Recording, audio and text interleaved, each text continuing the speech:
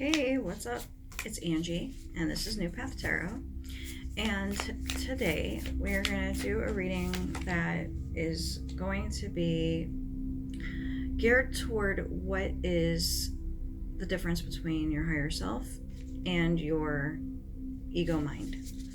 Now, a lot of you may already know the difference, but this reading is intended to take you from wherever you currently are with that understanding and get you to the next level of understanding. Okay, so my intention is that even myself will somehow get a deeper and clearer understanding of this than I currently have by getting in the mode of speaking about it, and then it will then start to kind of flow through me so I can speak of something, and then I'll be like, oh wow, I never thought of it like that myself. Happens a lot. Okay, so the first thing you guys have to do is pick your pile to help you fine-tune which is the pile that's going to be the best messages for you today. Okay, pile 1 is speak truth. Maybe I should have turned it around. That's the back of it. Okay, speak truth. Pile 2 is soul work.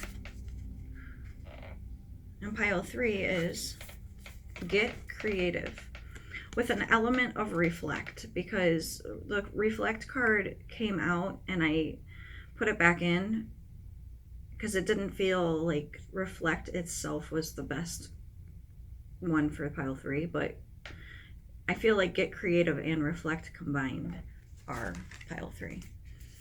But either way, I'm gonna put them back in. So pile 1, we'll get started with you here in a second. Grit, creative, soul work, and speak truth. Wait, that was backwards. Whatever. Okay. I'm gonna put them all back in. Okay, so here's the deal. I'm doing this reading because I've had a few people lately, a lot of people lately actually, oh my god, it's so funny, who are trying to manifest. Okay, I wish I said it first, then it would have more impact, like, you know, a few people lately who've been trying to manifest. Oh, and there's the manifest card, because that's literally what I was gonna say, but you just gotta trust me on that one. Okay, so anyways, it's true. I'm gonna put it back in. It's so funny. This happens a lot when I'm doing readings with actual tarot cards. I'll be talking about something. So like, I'll be like, okay, so somebody's trying to manifest something, and then, not that this is the manifestation card, but it'll be the magician, and I'll be like, see what I'm saying? All right, whatever. I'm off that tangent now. So here we go.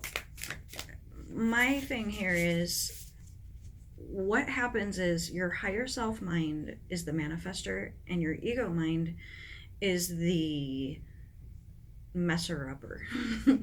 It's like this. Think of it like a parent and a kid. Okay, so the parent cleans the house. The house is spotless. And then the kid comes in and starts getting crumbs everywhere and like paints on things and just makes a mess everywhere. Leaves their clothes in the bathroom and toothpaste in the sink and all this stuff. And the parent is like, oh my god, I just cleaned the house. What the hell? Strength. So that's literally what happens, is your higher self mind is doing all this great progress. Oh, everything's so great. And then your ego mind comes along and poo-poos all over it. And it's like, really? I just did all this amazing work and you just totally discredited it all and completely put me back to square one. So you guys, for group 1, okay, speak truth. I'm going to use tarot instead of those. Okay, so group 1, what are the cards that are going to most beneficially and helpfully and adequately address where group 1 is at. Okay, group 1, you guys might have money problems. You might have things that are coming to an end or need to.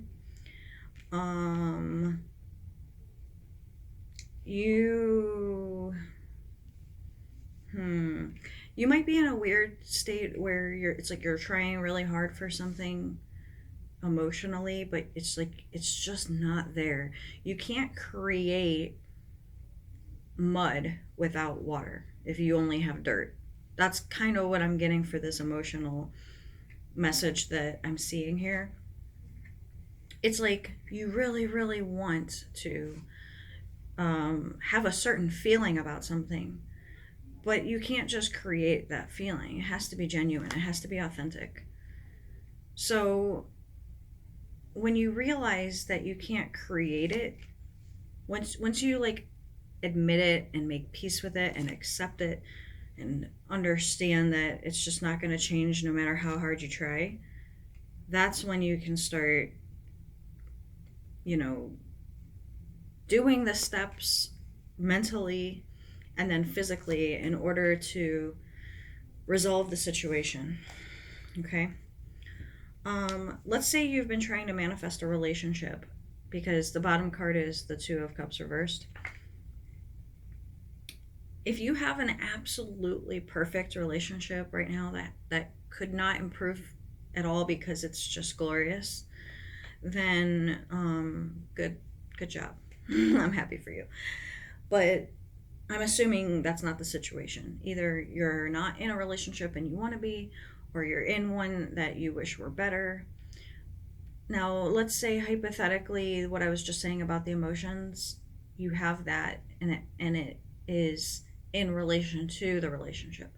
So let's say you're with this person and you care about them, you love them, you want to be with them in your mind, but there's some kind of soul disconnect or there's some kind of emotional disconnect that you're in the relationship physically, you're in the relationship mentally, but the feelings are the thing that I feel is lacking, because I'm getting several cups cards that are indicating that to me, and cups are the cards of emotion. So I'm just seeing a lot of emotional like it feels like a wish for having the emotional connection, like, oh, I wish I can just feel this way, it would solve all my problems. So I'm going to leave that topic. If that's the case, then you already know, because we are talking about, let me just say it like this really quick before moving off the subject, is the ego mind is the one that's wanting to force an emotion. The higher self mind knows emotions come and go and you can't force them no matter how hard you try. In a relationship, if the feeling's gone, the feeling's gone. If the feeling's there, the feeling's there. Generally, once somebody walks away emotionally from a relationship, it would take a miracle to get that feeling back again. Because generally, people leave emotionally before they leave physically. Generally, people will leave emotionally and stay in the relationship physically. Sometimes people get together and it's like that infatuation stage, and they stay together even after the infatuation stage is over. So it's devoid of emotion because they never had that foundation that really was built solid, friendship and all that sort of thing. Or things change. There's all these different factors. I can't name them all. But with the death card right here after this, it's like, I'm guessing money problems, lack of emotion, but wanting to have it, but it's just like you can't. You can lead a horse to water, but you can't make it drink. Analogy with emotions. And then death card. Okay, so if that's the case, you gotta separate what is your ego mind from your higher mind telling you. Generally, when your ego mind wants something really, really, really bad, it doesn't matter what your higher self mind is saying. You'll discount it and tune it out because you don't want to hear it. You don't want to make peace with it. You want to stay, for some reason, it serves you to stay in the ego mind perspective about it. Now, I feel like having that change of perspective is going to help because this can be, in this situation, I guess what I'm trying to get at is unless it comes naturally, stop trying to force it. Then what happens? I don't know yet because the cards after that are very, how would I word this? Transitional is the word that is coming to mind. Transitional. Like a lot of things happening quickly to where you're almost like not able to process while they're happening. Some things being out of your control as well with the Judgment card right here. And then the World card is a completion of a cycle. Right after that is the Ace of Swords. So I'm like, okay, so if something ends, things are happening very quickly and changing out of your control. I do feel like a conversation needs to be had with the Eight of Wands. A conversation needs to be had regarding the topic of, what it is that your ego mind is trying to accomplish here. And then when I see the Judgment, we're thinking even higher than the higher self mind at this point. We're thinking like, what is beyond that we don't have understanding of from a human level? What is beyond that the ego mind does not believe in? The higher self mind does, obviously, but the ego mind tries to talk the higher self mind out of it. What is that? Because think about the human mind. That's the ego mind, right? Okay, so the human mind sits here and goes, this is real, and this is real, and this is real, because I could see it, I could touch it, it's tangible, right? But then something else happens that is not tangible. Let's say, I mean, it's hard to give an example, but anything that's like beyond the tangible happens, and like of a supernatural or psychic kind of phenomena level, and then you'll for a minute go, wow, that's crazy, and you'll kind of like analyze it or whatever, and then the very next minute your human mind starts going, yeah, that's not real, blah blah blah. Like literally within minutes if not seconds, your human mind starts trying to discount and discredit whatever it was that you were like, it's like you were reaching, you were grasping, you were considering, and then all of a sudden, whoop, ego mind comes in like an eagle swooping down and grabbing a mouse. The mouse is like, I'm getting freedom, I'm free, yay! And then the eagle's like, ha, not so fast. So, there's that. Okay. I think with your group, just recognizing the difference between the ego mind and the higher mind is gonna help you. I think you should analyze every single life circumstance you have, especially financial, because that was the very first card. This is the worst financial card you can get in the whole deck, is the Five of Pentacles. So even if it were reversed, it would be better, because I'd be like, oh, well, it's coming to an end. But this is like not just, all right, let me give you an example, okay? So I did a reading for myself in May of last year, and a whole bunch of Pentacle cards came up, and this was my outcome card.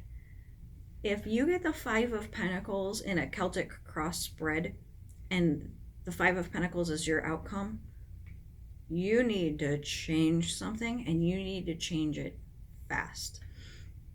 Because this means you're going to be homeless, basically, as an outcome. I saw that and I went, oh crap, I am so screwed. Especially because the topic of my my questioning was kind of regarding security and money and things like that. And so for me to have gotten all these pentacle cards and that one is my conclusion, it made me reality check. And I went, okay, so I'm not, if this is my projected outcome from this moment in time forward, then this is why I love the tarot, right? It's not saying this is your outcome no matter what you do. Suck it up, buttercup. I hope you love your life. It's going to suck in the next year. You know, that's not what it is. It's if you keep doing exactly what you're doing right now, this is going to be you in a year. If you change something, it still might be you in a year, but the odds are much more likely that you will be able to change this outcome as long as you change some things in your life. I went, me knowing that went, okay, changing things, starting now. What am I changing? Okay, where am I currently working? I like writing notes. So I'm like, okay, this is where I'm currently working. This is how much money. If I know that that's going to be ending soon, I need to do something else to fill it in. What do I need to do? And then I start writing down ideas. Okay, yoga classes, not making much money. Tarot readings, making more. Okay, let me focus on tarot. What do I do with tarot? I do this and this. That's making a little bit. How could I could work more hours, I could work more days, I can start putting effort into my YouTube, because when I did this reading in May of last year, I wasn't doing YouTube videos anymore. I had already stopped for a long time. And I was like, I need more outreach. I need more visibility. If I'm really going to commit to doing tarot full time, I need to put it out there instead of just like hiding it, basically, for lack of me, you know, not wanting exposure in a negative way.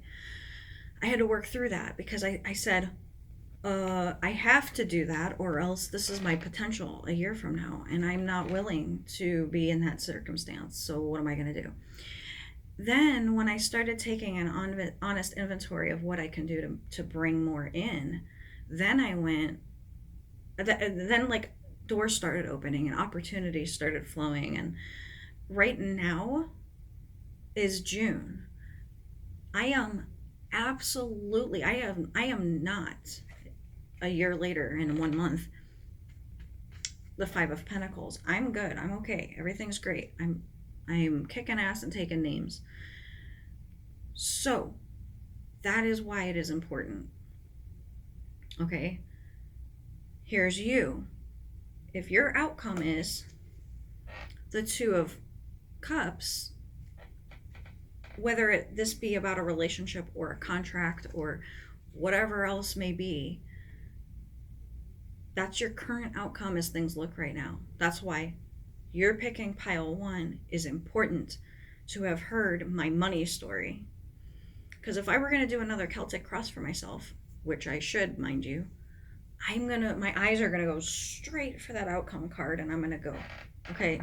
And I kind of like to do it for a year ahead. So I'm like, okay, that's where I'm going to be in a year from now. If I don't like that card, then I need to work backwards and think, what do I need to do in this next year to have that not be my outcome? So I didn't do a Celtic cross for you guys, but it's the same thing. This is your bottom line. This is your, if not outcome, it's the underlying, you know, like the clock ticking in the background. That's your card. So when you have a card like that, and then you have death, judgment, and the world showing up, these major cards showing up, and you have the Three of Swords, the Ace of Swords, I mean, those are the two that I am feeling emphasis toward. But you also have these good ones here, being that the reversed means good. This too, actually. I love seeing the Eight of Swords reversed. I love seeing all three of these reversed because the swords are the heaviest suit. Okay, when you're trying to break out of an energy, these have to be reversed. This is optimistic. This is fortunate. This is good. You will be able to overcome this. But remember, our original topic was speak truth. Okay, that's what the Ace of Swords is, speaking your truth. Your true truth, not like you have to be really honest with yourself before you can be honest with another person. You have to understand what is the ego mind and what is the higher mind. You have to understand wherever you're at in life right now is not set in stone. You and you alone have the power to make changes.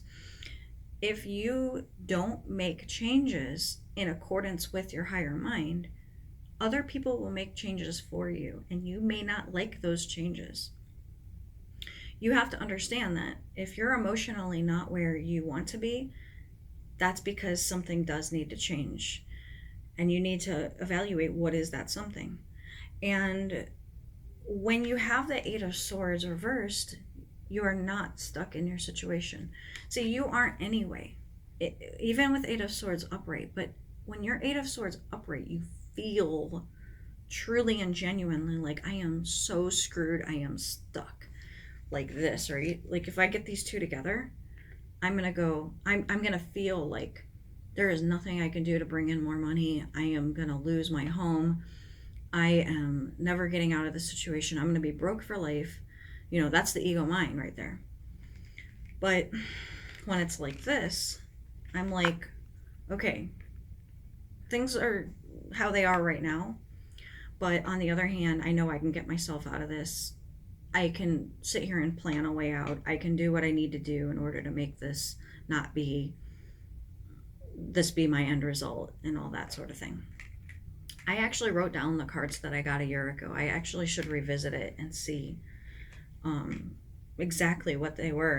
And in hindsight, you look back at a reading, you can get so much out of it, as opposed to just like right now, if I look at whatever, because you don't know what's up ahead.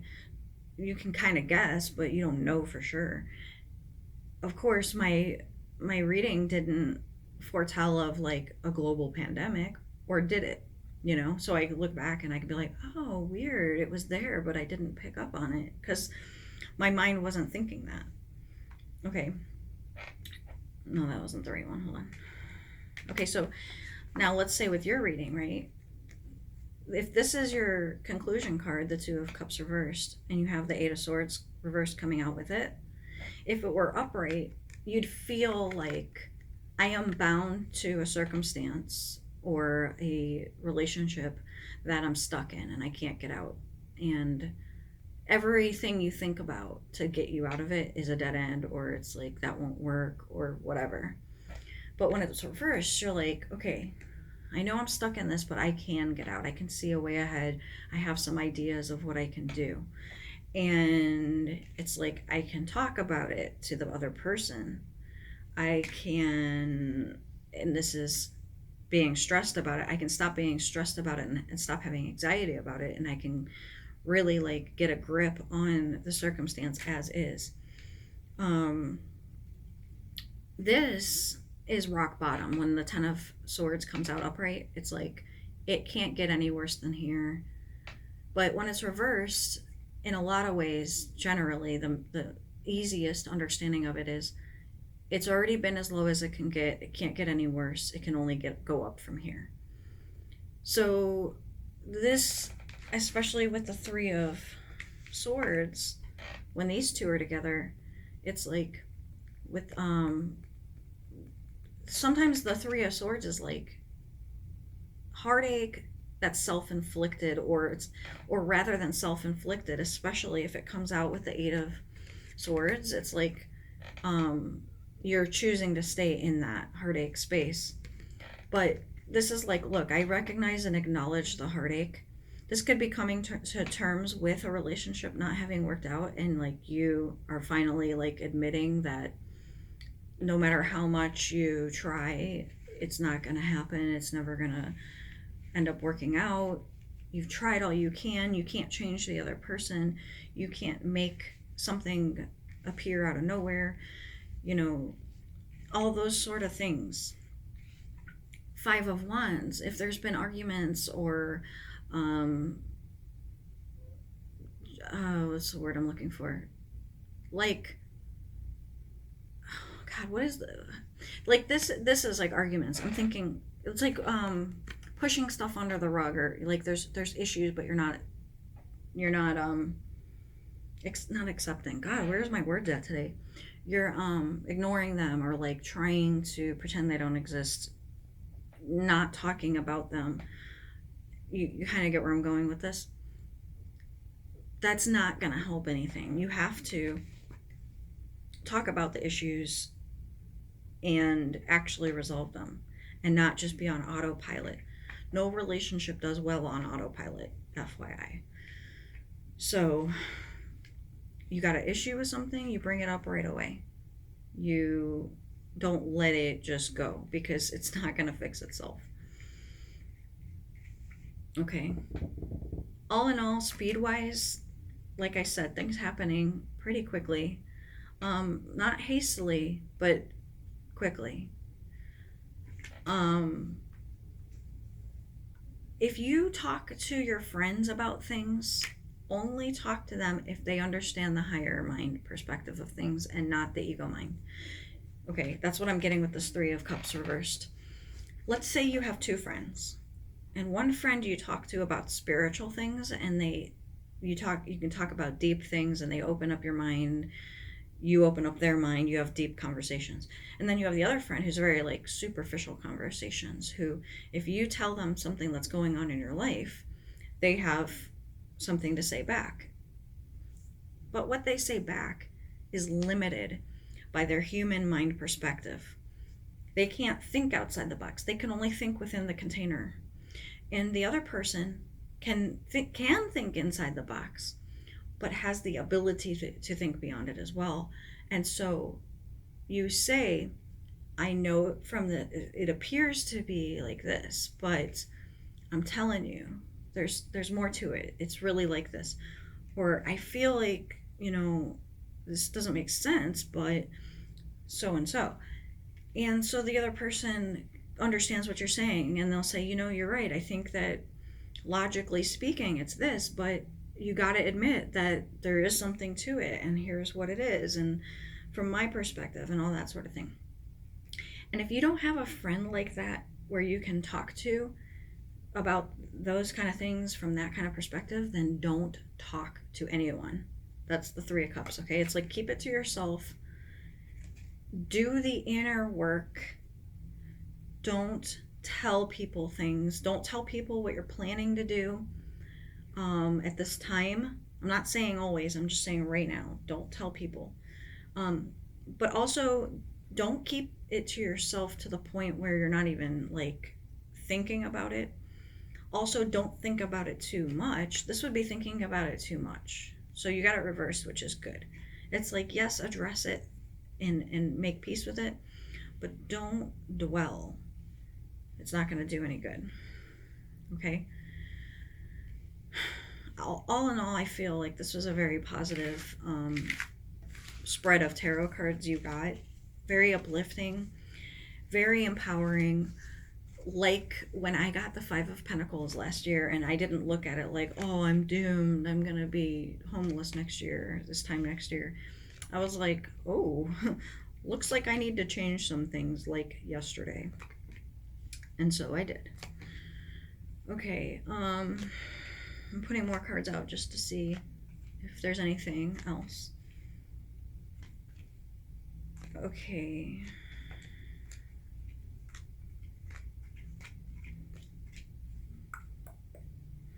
If you've been wanting to go out on a limb and try something and you've thought about it, this isn't something new that'll come to you now or later. This is something you've already thought about, but you haven't exactly done it yet.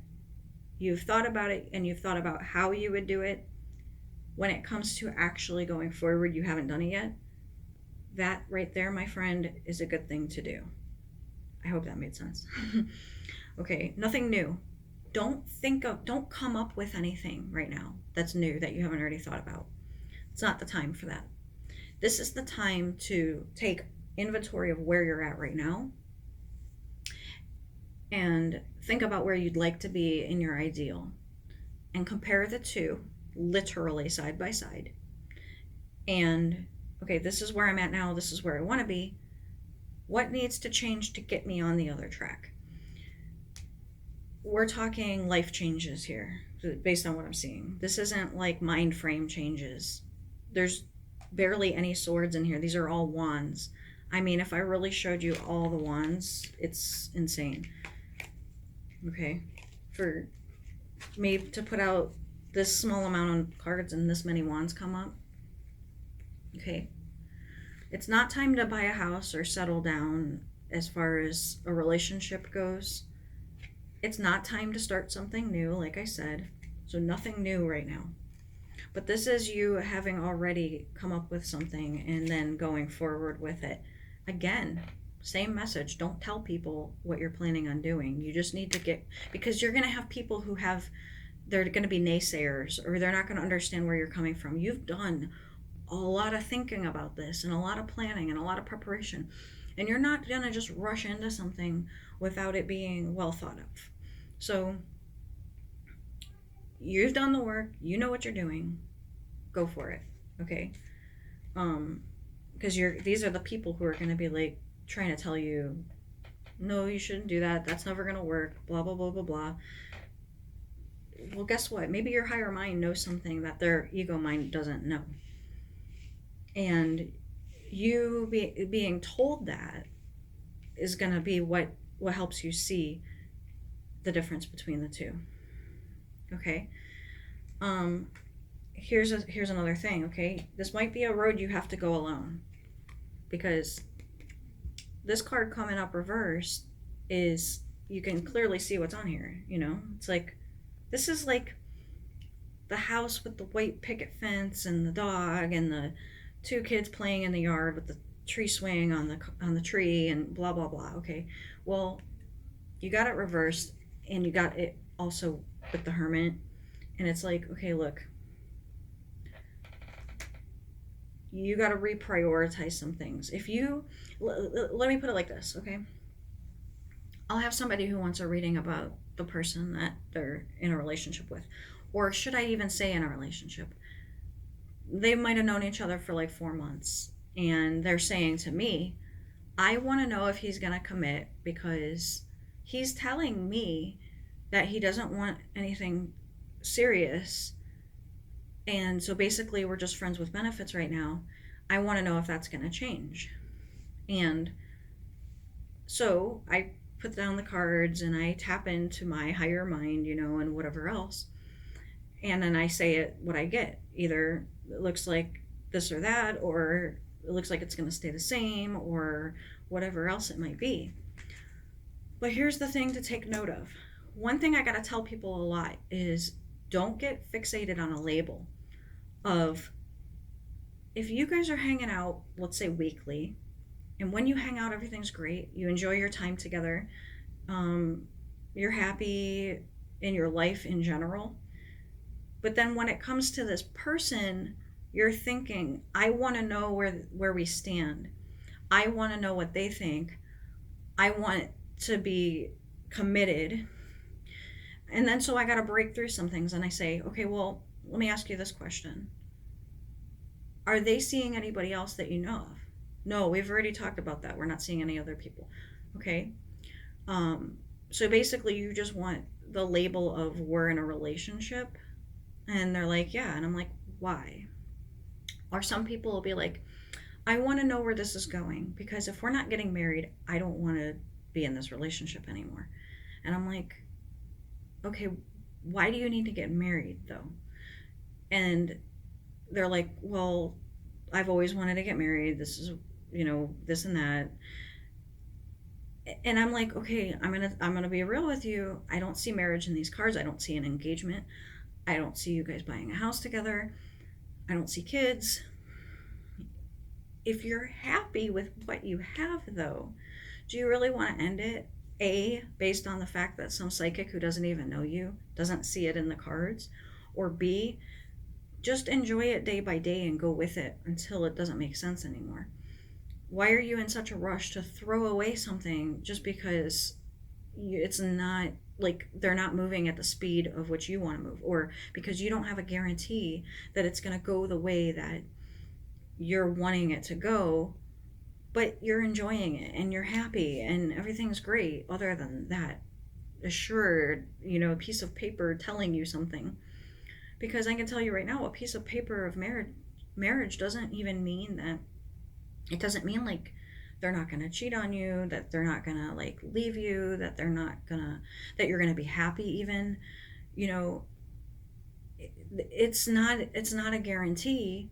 It could keep somebody with you longer than they would if you weren't legally married, because if you're just boyfriend girlfriend, that then at any time they might be like, hey, this isn't working out for me anymore, I'm gonna go now. But if you're married and you want to leave a relationship, you have to go through legal steps. So it's more likely that you're going to keep somebody, but it also causes more likelihood of complacency.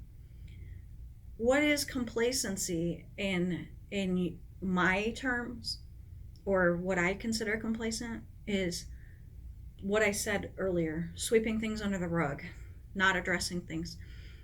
Also, being spiritually complacent. Like, I personally, me as myself, need to continually be growing and expanding my own knowledge, at the same time being okay with where I'm at. But I can't sit still and let my mind just do nothing. Like, as far as my own growth and what I'm here doing and all that sort of thing.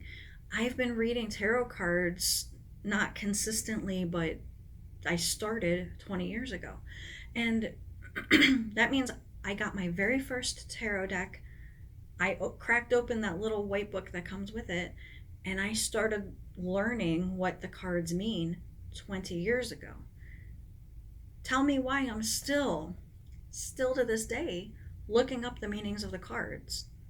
Not because I don't know what they mean, and not because I'm not mixing my basic understanding. I say basic because there's always more to go, but my basic understanding of the cards with what my intuition tells me. Not that.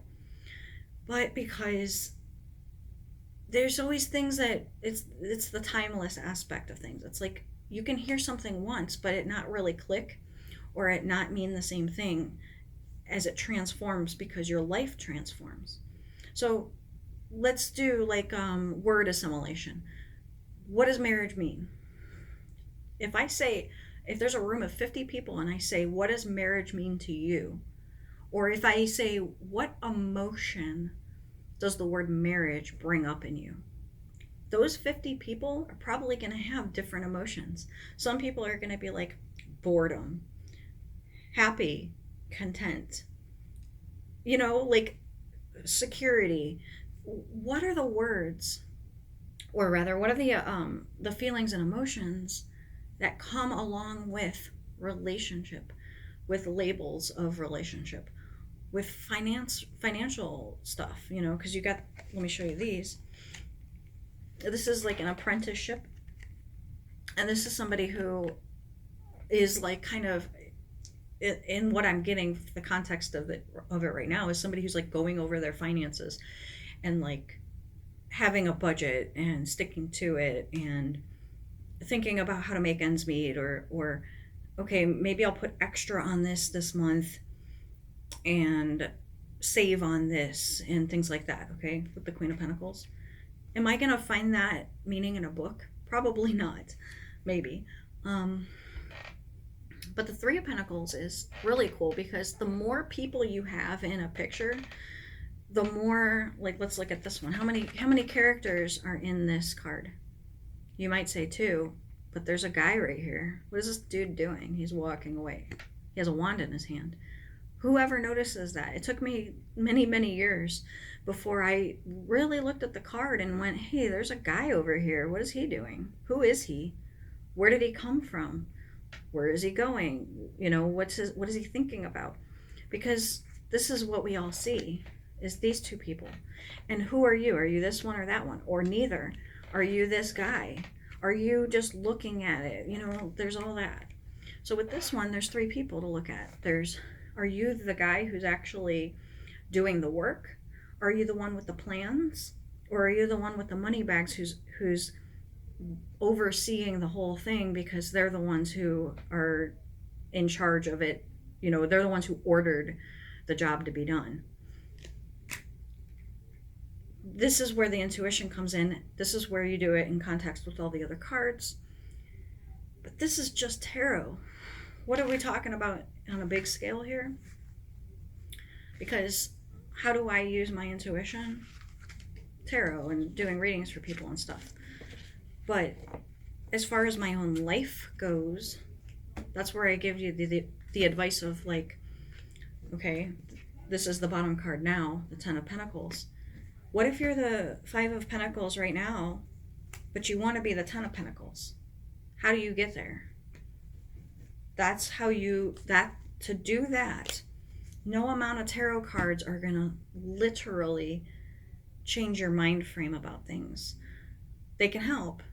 They can be a big help even.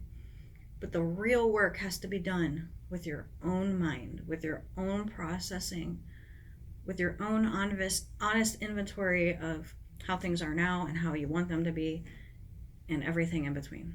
And to do so, you need your higher mind, because your ego mind will either keep you right where you're at, put you on a track that isn't for your best, or that's it.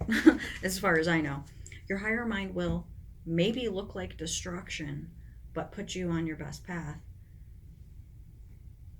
And that's it, really. Those are the 3 options. Stay where you are, things get worse, or things get better.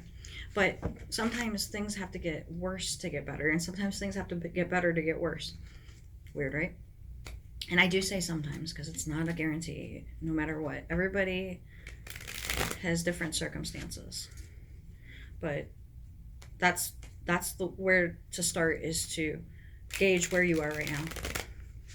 Okay? So that's it for you guys, pile 1. So if you picked pile 2 also, stick along while I shuffle these up. Okay, so pile 2, your work was soul work. Your work was soul work. You know what I mean. Your word was soul work, your card. Okay. Pile 1, I went straight to the tarot. I'm going to see if I get anything more for you guys from these oracle cards. Higher perspective. Okay. That's a given. Because we're talking about ego mind versus soul mind, maybe. There's so many different ways you can word the higher self and the I was saying human mind, ascension. Ooh, you guys got a good card. I mean, I wouldn't say a good card, but it's like starting off really good. Ooh, paradox. I love this card because I love paradoxes. I love them. They're my favorite. A paradox is my favorite thing in the world, honestly, because it's impossible, but it's possible. What a paradox. Okay. Okay, pile 2, soul work. What are the cards that are going to most adequately help pile 2 evolve their consciousness to more of a higher mind perspective than they already have? Okay. Ooh, the Fool card is your first one. You also got Temperance and the Wheel. You're getting some big cards. Okay. I'm only naming the bigger ones. Ooh, you got the Tower. I love the Tower. I hate the Tower, but I love the Tower. You got Lovers reversed. and you got the world upright. So the only major card you got reversed is the Lover's card, which tells me your focus right now is 1,000% on your soul work. Like you even know it. You're like, yes, I am here. We are doing this. You got your notebook and your pen, and you're like, I'm ready. What do you got to tell me? And I'm like, I don't know yet. We're getting there. I don't know. This is probably my pile. Um, Relationship is, in your opinion, correct me if I'm wrong, a, would I say byproduct, or would I say a, if everything else is flowing right, relationship will fall into place. Let's just put it that way.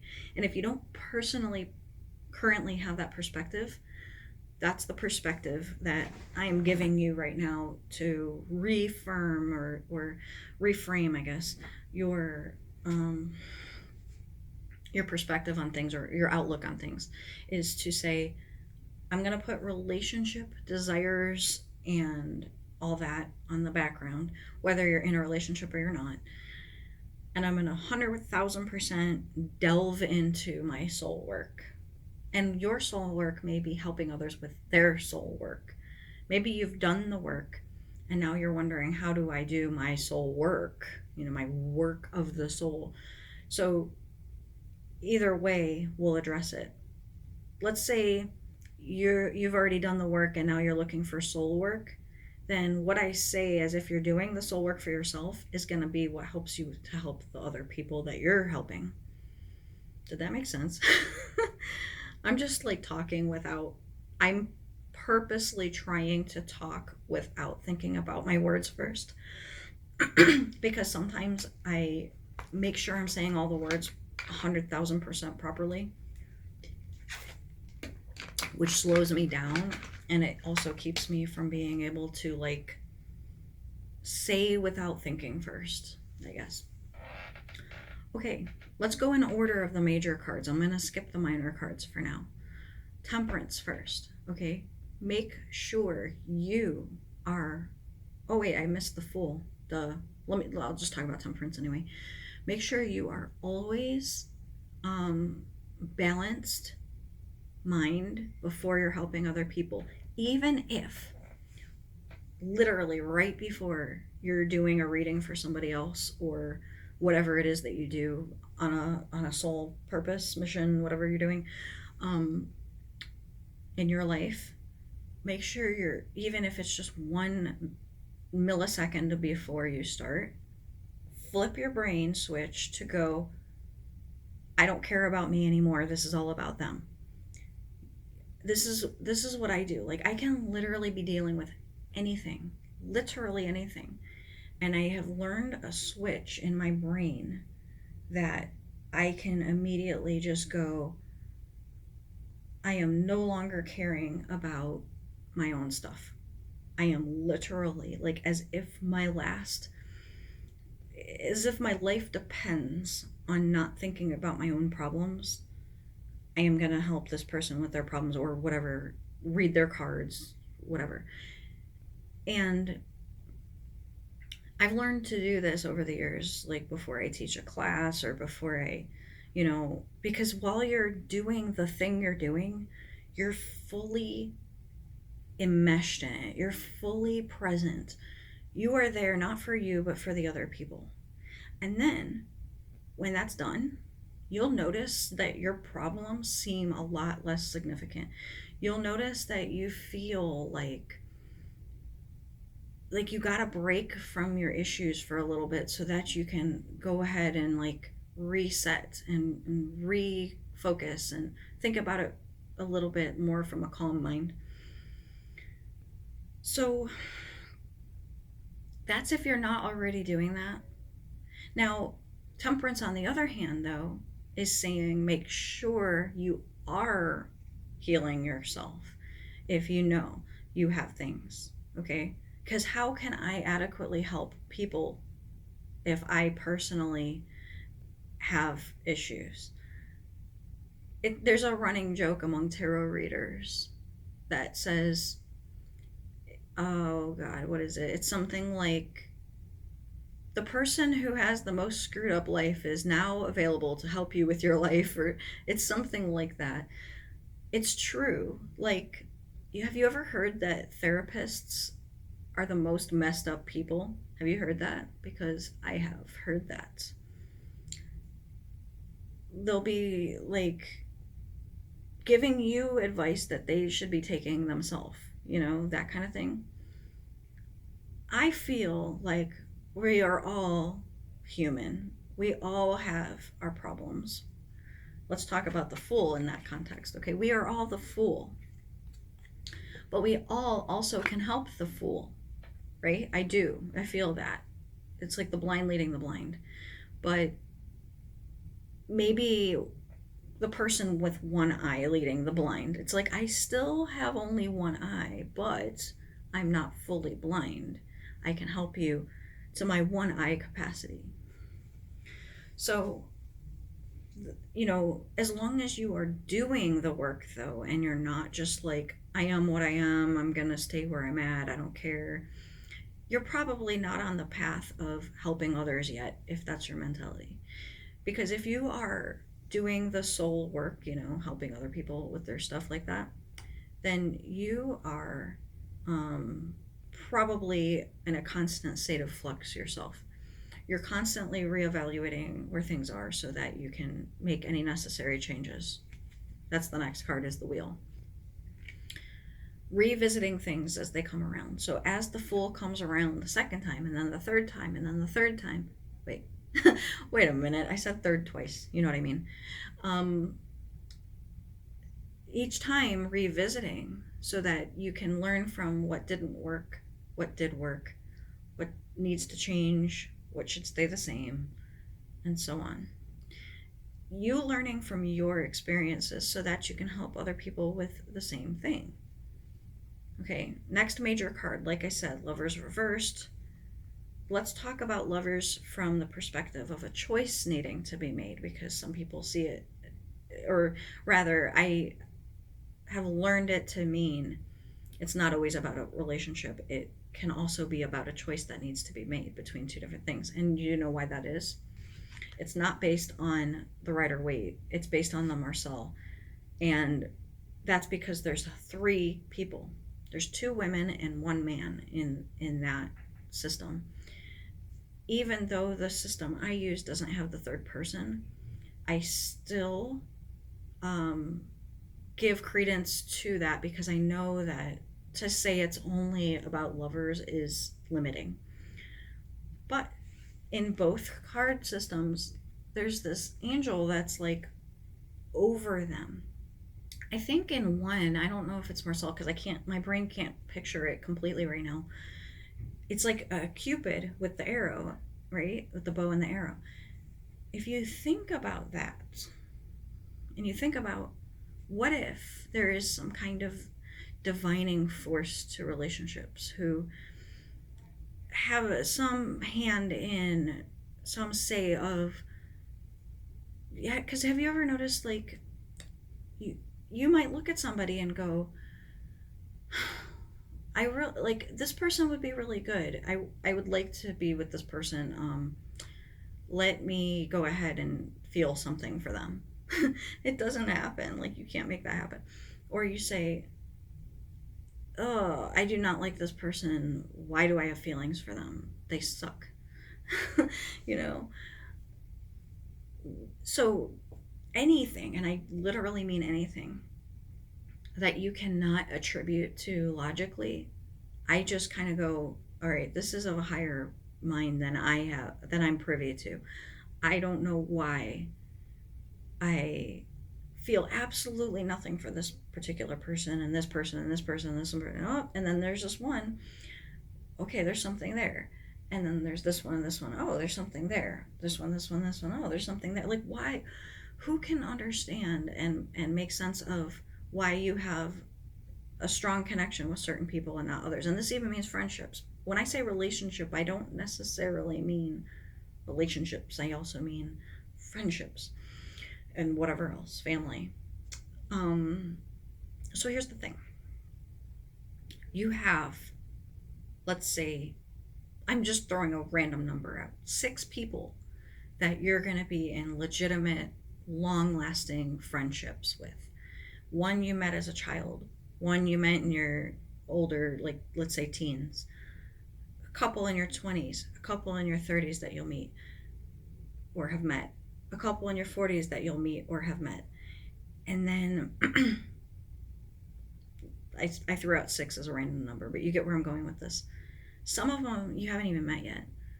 Some of them you've lost contact with, but when you do get together, it's like you pick up where you left off. You cannot force a friendship, though. It's very strange. So, what do we say usually? We say, oh, we must have known each other in a past life. That's how you feel like it makes sense of why do you have such a strong connection with some people and not others. Oh, we must have known each other in a past life. Well, let's talk about the lover's card now. And you have 2 females and a male on the traditional card. And you have Cupid's arrow pointing the arrow at one person, but the guy is with the other. What the hell's going on here? Why did Cupid shoot the wrong person? Did he miss? Or is it the ego mind versus the higher mind? The ego mind wants to be with this person because it makes sense or it looks good on paper, everybody approves. And the other person, it's like all these reasons and things. You got your pros and cons list. This person fits all the pros, this person is all the cons. But yet you have the Cupid arrow who hit that other person, and you're like, oh, what the hell? And so obviously the one guy and the 2 girls is how the card is depicted, but it can be any sort of way. And let's say it like this. My daughter, who is 8 years old, was quizzing me yesterday. She was so interested to know who was my first boyfriend. How old was I? Why aren't we together anymore? And I mean my first boyfriend. That's all she wanted to know. She goes, how old were you when you had your first boyfriend? And I told her. And she goes, why aren't you together anymore? And I was like, like, how do I explain this to an 8-year-old? Okay. And then then once she got all her answers out of the first one, she wanted to know about the second one. She's very interested to know. And then she's telling me what she wants. She's like, I don't want a boyfriend when I get older. And I was like, good, don't get one. And she was like, well, I want to have a baby though. And I was like, well, you don't have to have a boyfriend to have a baby. And she's like, well, I might get a boyfriend if I'm bored. And I'm like, that's a really good reason to have a boyfriend, actually. And she goes, is that why you got a boyfriend? And I was like, yeah, pretty much. I was bored. I don't know. In hindsight, it kind of makes sense. Anyways, okay, so trying to explain that to an 8-year-old of why do you even get a boyfriend in the first place? And her mind analytically processing all this information and comparing it to what she feels she wants when she's older and all that. Because I knew at her age, when I was her age, I wanted to have 6 kids. And I didn't even know how babies were made or that you had to give birth to them. I just knew I wanted 6 kids for some weird reason. And then when I got to 4, I was like, I'm done. I'm not having any more. I'm good. Because then I understood the birds and the bees and all that stuff and the drama of relationships and all those sorts of things. But like my 8-year-old daughter, from her human mind perspective of things, then, things change and whatever. And so where am I at in my life right now? I'm almost 40 and I am still the mind of an 8-year-old if you look at my ego mind perspective of things. Talk about my higher mind perspective of things. Now we have a different story. Now we can see things for more than they present themselves to be. Now we can understand, well, I can look back at past relationships and go, oh, I can see why that happened and why that didn't work out, because had that worked out, then this wouldn't have happened, and had that not happened, then that wouldn't have happened, and da da da da da da.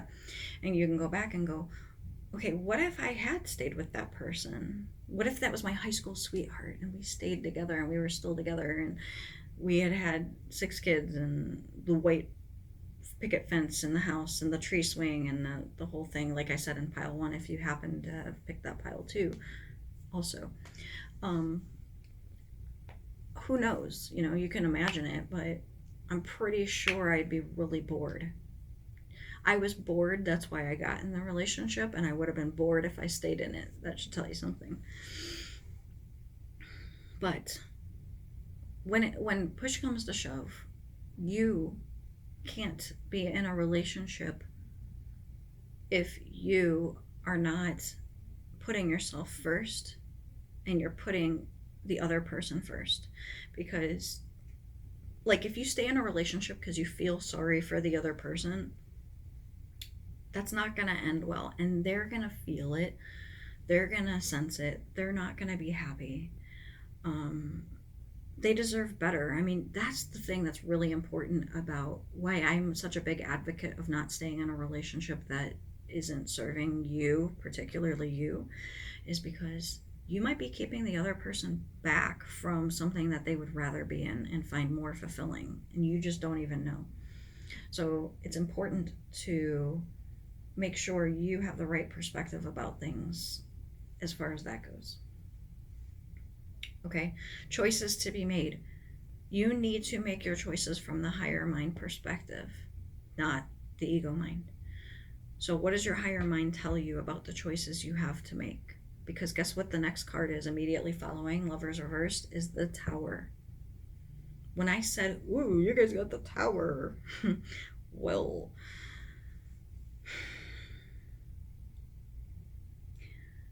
the Tower,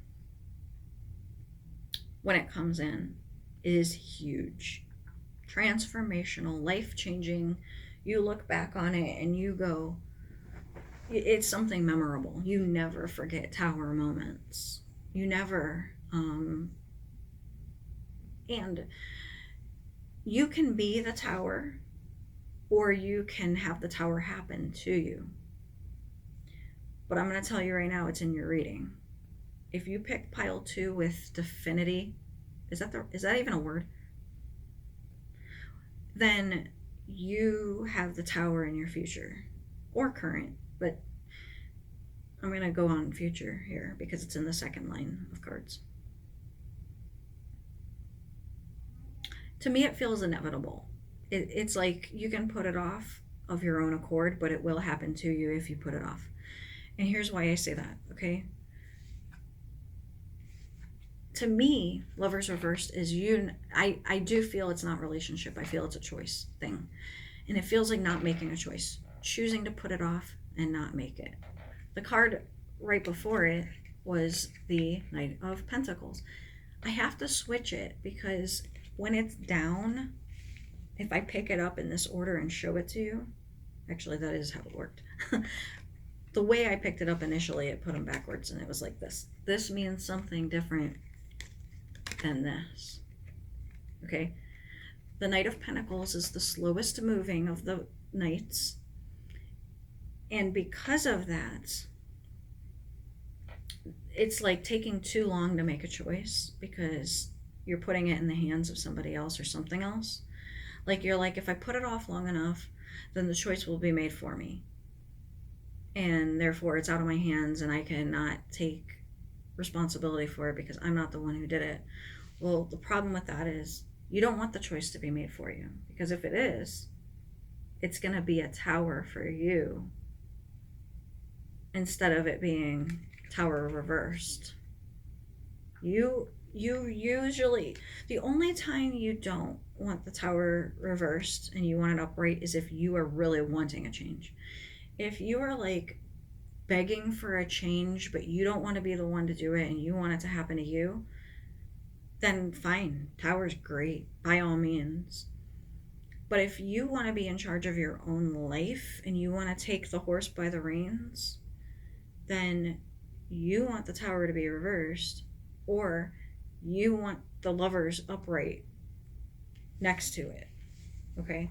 This means something way different than this. That's why it's really important to take in context what is surrounding the cards. Okay, I'm going to move on from the Tower. I could go on all day about the Tower for you guys. Tower can be a blessing in disguise. In fact, it usually is. While you're in it, when it happens to you, it's chaotic. It's crazy. Oh my God, it sucks. When you're causing it to happen, that it can look like that for you, but you understand it from the higher perspective, but it can look like that for the other people around you, and try to explain to them how it's a blessing in disguise. They're not going to probably see it that way. The good news is I don't feel like it's something that's a negative change. Like, Tower can be negative. Like, if it were next to death, I had a friend literally a couple days ago say, "Can you pull a card for me about this particular person?" And I pulled the death card. And she goes, I said, "I got the death, but I mean, I don't really think it has anything to do with death." And she goes, "Actually, she died this morning." And I was like, "What?" We didn't see that coming. And I knew she was sick. We knew that she had passed out last week and had CPR on her, but we didn't think it was like the death card. I was like, I don't think it means death, because usually there's a combination of cards that if I see them, I go, okay, we need to be a little bit more cautious in our lives right now. But let me show you guys this. This is funny. This is totally going off topic, but I also don't want to be depressing, so I'm changing the mood. Tower. God, I forget what it's called. Deck of all Tower cards. I have a friend who's making this deck. I hope I can find it. It doesn't come up in search, and that sucks. Let me go on Facebook.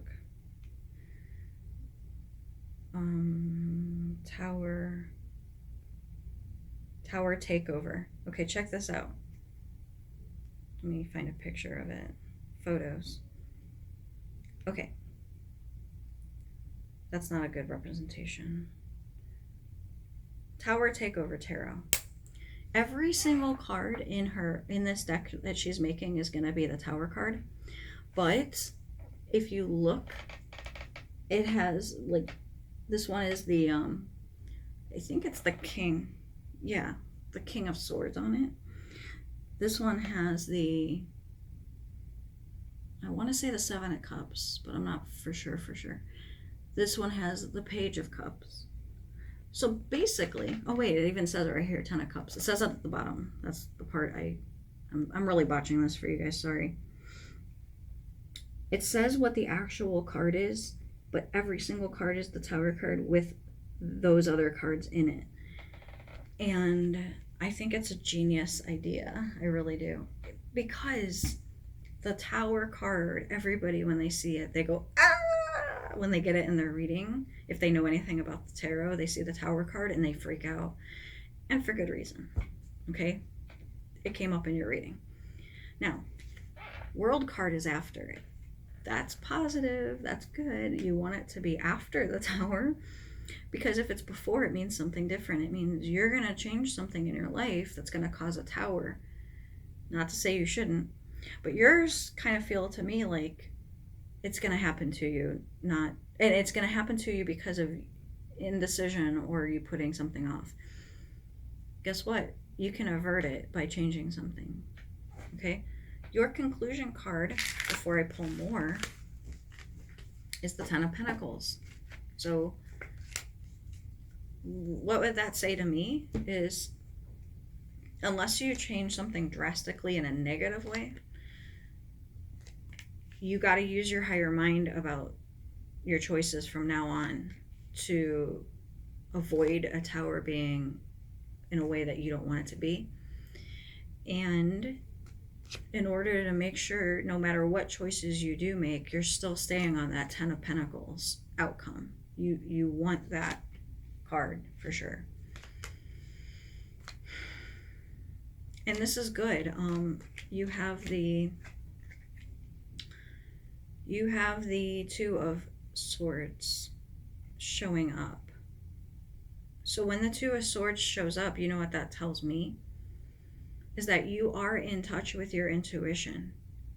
Your only downfall is not following your intuition. So let's put it like this, right? Your human mind tells you to take a job. Okay? But your human, did I say that? Your human mind tells you to take this job. But your human mind then talks you out of it. But your higher mind wants you to take the job. So it's like you have it comes to you. The job comes to you.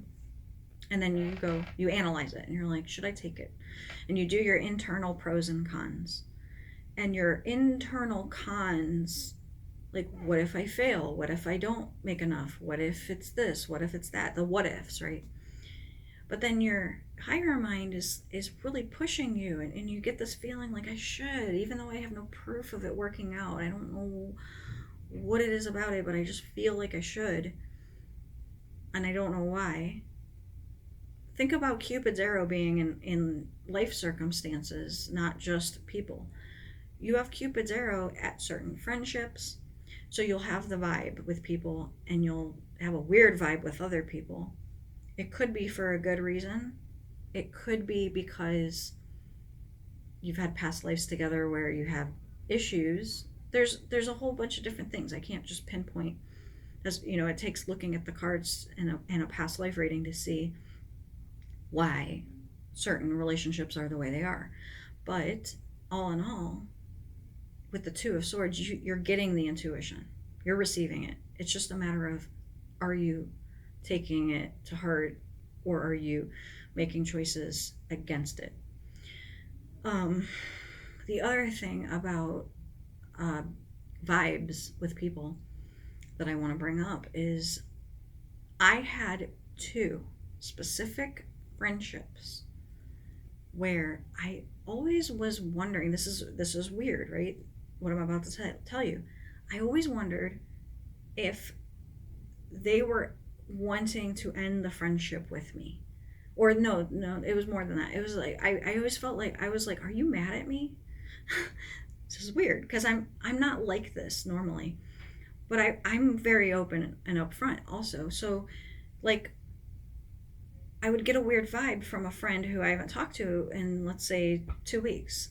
And I'd be like, I think something's weird. So I'd write and I'd say, hey, let's get together. And let's say some time went by or whatever, and they either didn't write me back or they didn't whatever. And I'd be like, did I do something? Are you upset at me? Like, what's going on? No, everything's fine. This is 2 different people that I had this with. Long story short, my friendship ended with one, my friendship ended with other. All it took was one itty bitty little thing for them to go, you know what? I don't want to be friends anymore, and here's why, and da da da da da. And in both instances, it wasn't even about me, it was about them. I guess I bring up things in people just by my mere existence. I'm a tower moment walking around, basically. And if you don't want towers in your life, then stay away from me. I'm horrible for you. Because I'll look at your life and go, this and this and this.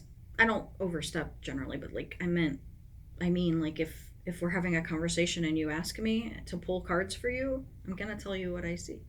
But you know, I just had this feeling for a long time that these 2 specific friends, I got the same energy for both of them, that they were going to end the friendship with me. And I had no valid reason for thinking that. I was like, why am I thinking this all the time? I feel stupid. It's like I'm like a person who's in a relationship who just is like annoyingly clingy or something. And that's how I felt about our friendships. Later on, they both individually at different times said to me, it was my fault. I was the one. It was nothing to do with you. Blah, blah, blah, blah, blah. And both times, my intuition told me, don't rekindle the friendship, leave it as it is. And so I said, okay, I get it, I understand. It was about your stuff, whatever. Hey, they're like, hey, you want to hang out? I'm like, actually, I don't know. I think it's good how it is, you know, because I got that weird feeling about it and I followed it. And honestly, strangely enough, my life has been a lot less weird since those two people had exited themselves out and that I kept them out and didn't reestablish anything with them. Okay, so there's your choices with the lovers reversed that I'm referencing from the past. Okay, moving on. You got the justice card. Remember, I'm pretty much only focusing on the big ones, except when the smaller ones are really getting my attention or are speaking to me to give you a message about them. Like the Two of Swords is a strong card for me when it comes out. But the Justice is next to the Star and the Hermit.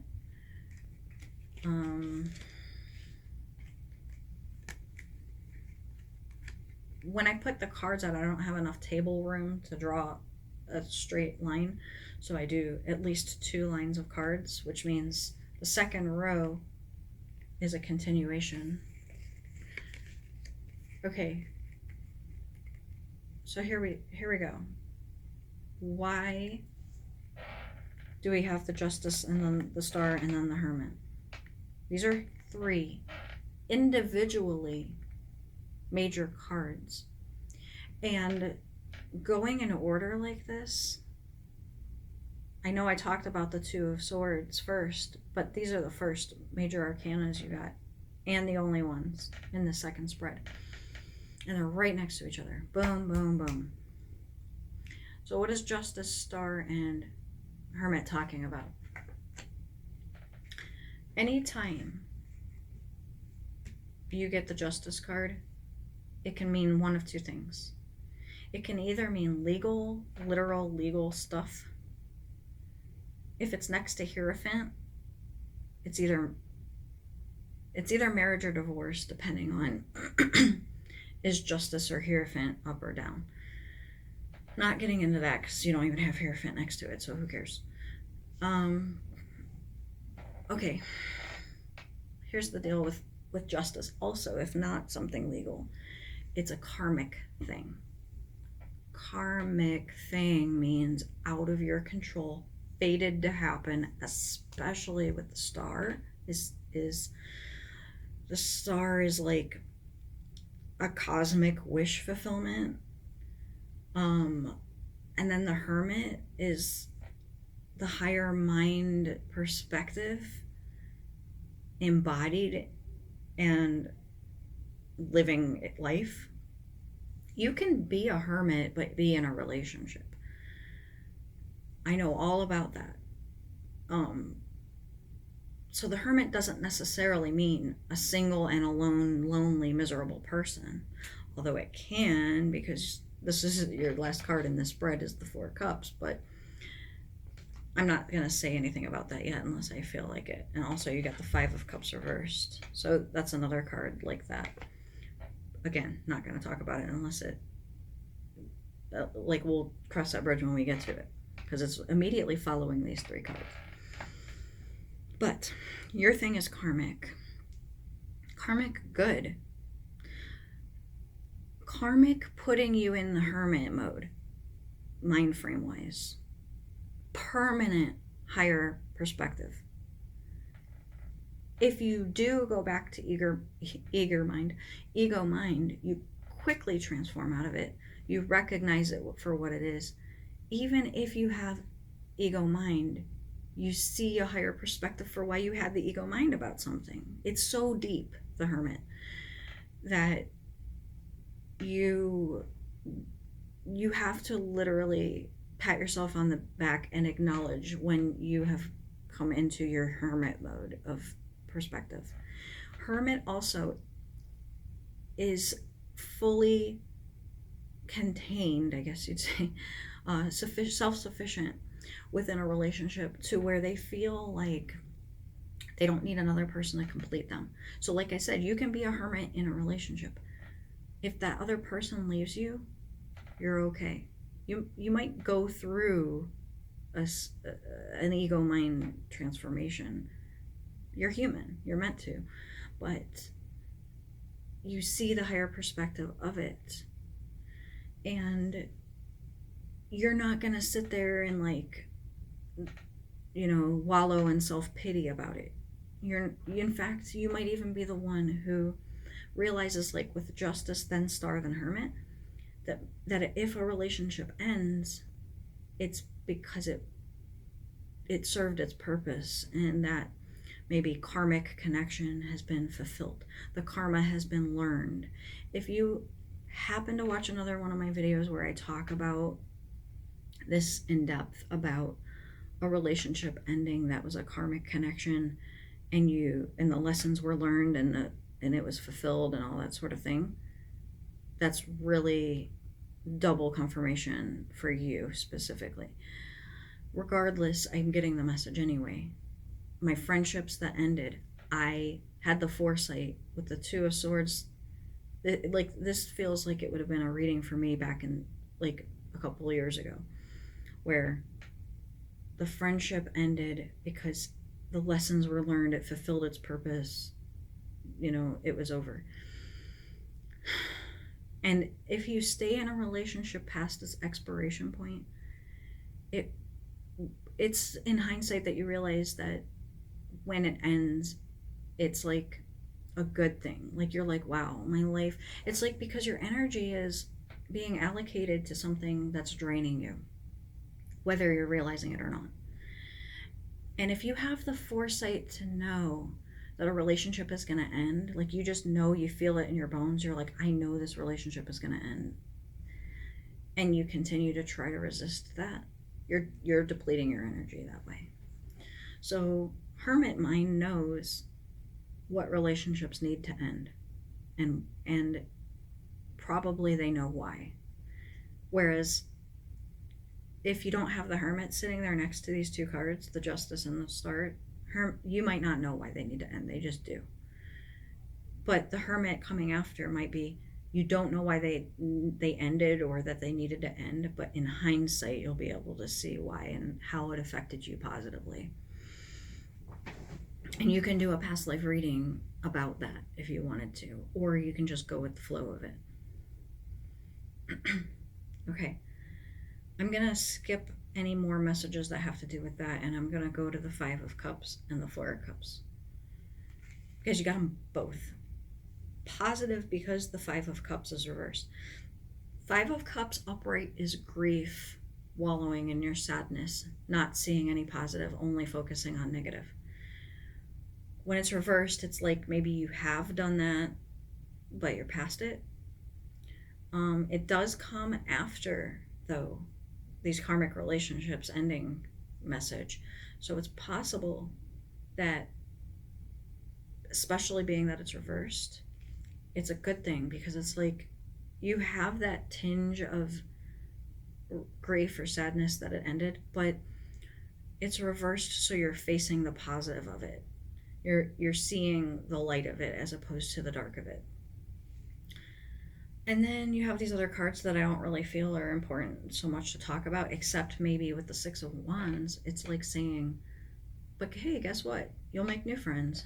That sounds like what a parent would say if you have a falling out with a friend and they go, well, you'll make new friends. Don't worry about it. And you're like, but I like that friend though.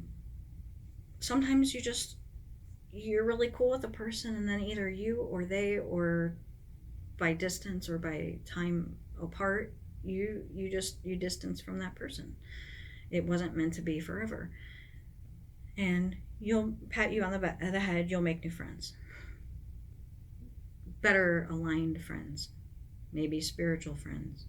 That kind of thing. Four of Cups, though. I don't like that as your conclusion.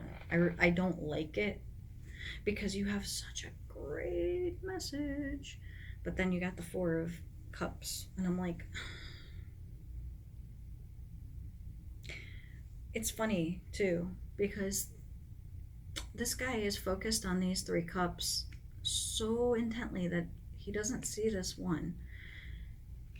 Is that one even visible, or is it the Two of Swords kind of cup where you can sense it, but you can't prove it? It's not really there. It's like future, you know? I think the positive of the Four of Cups is if you can get this guy to turn his head, if you, like I said for pile 1, if you happen to pick that one too, it was like, okay, I got the Five of Pentacles as my outcome card, but I immediately went, oh hell no, I'm not going to let that be my outcome. So it's like this. If this is your outcome and you're saying, oh, that's pathetic, I don't want to be the Four of Cups outcome, I don't want to feel like the Four of Cups guy, that's stupid, I'm not going to let myself, then be empowered enough to change it instead of just accepting it. Okay? Now, remember from these oracle cards, you got manifestation, right? Did you? No, that was pile 1. Never mind. You know what you got, even though I can't remember because I put them back in.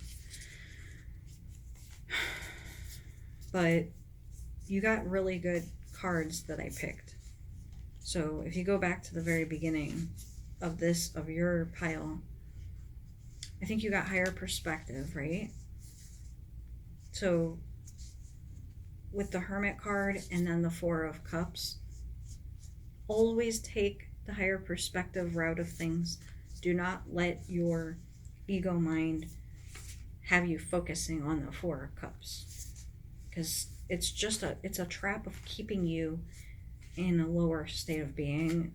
Oh yeah, because you got Ascension too. It's going to keep you human, and you really have to remember that if you're going to help people, you know, your soul work was your main card. If you're going to really, really help people, you can help them from the Hermit mode, but you can't help them from the Four of Cups. And the, oh yeah, you got Paradox, right? Yeah, you did. I love Paradox message. But I want to read what the book says about Paradox. But Ascension is a huge card.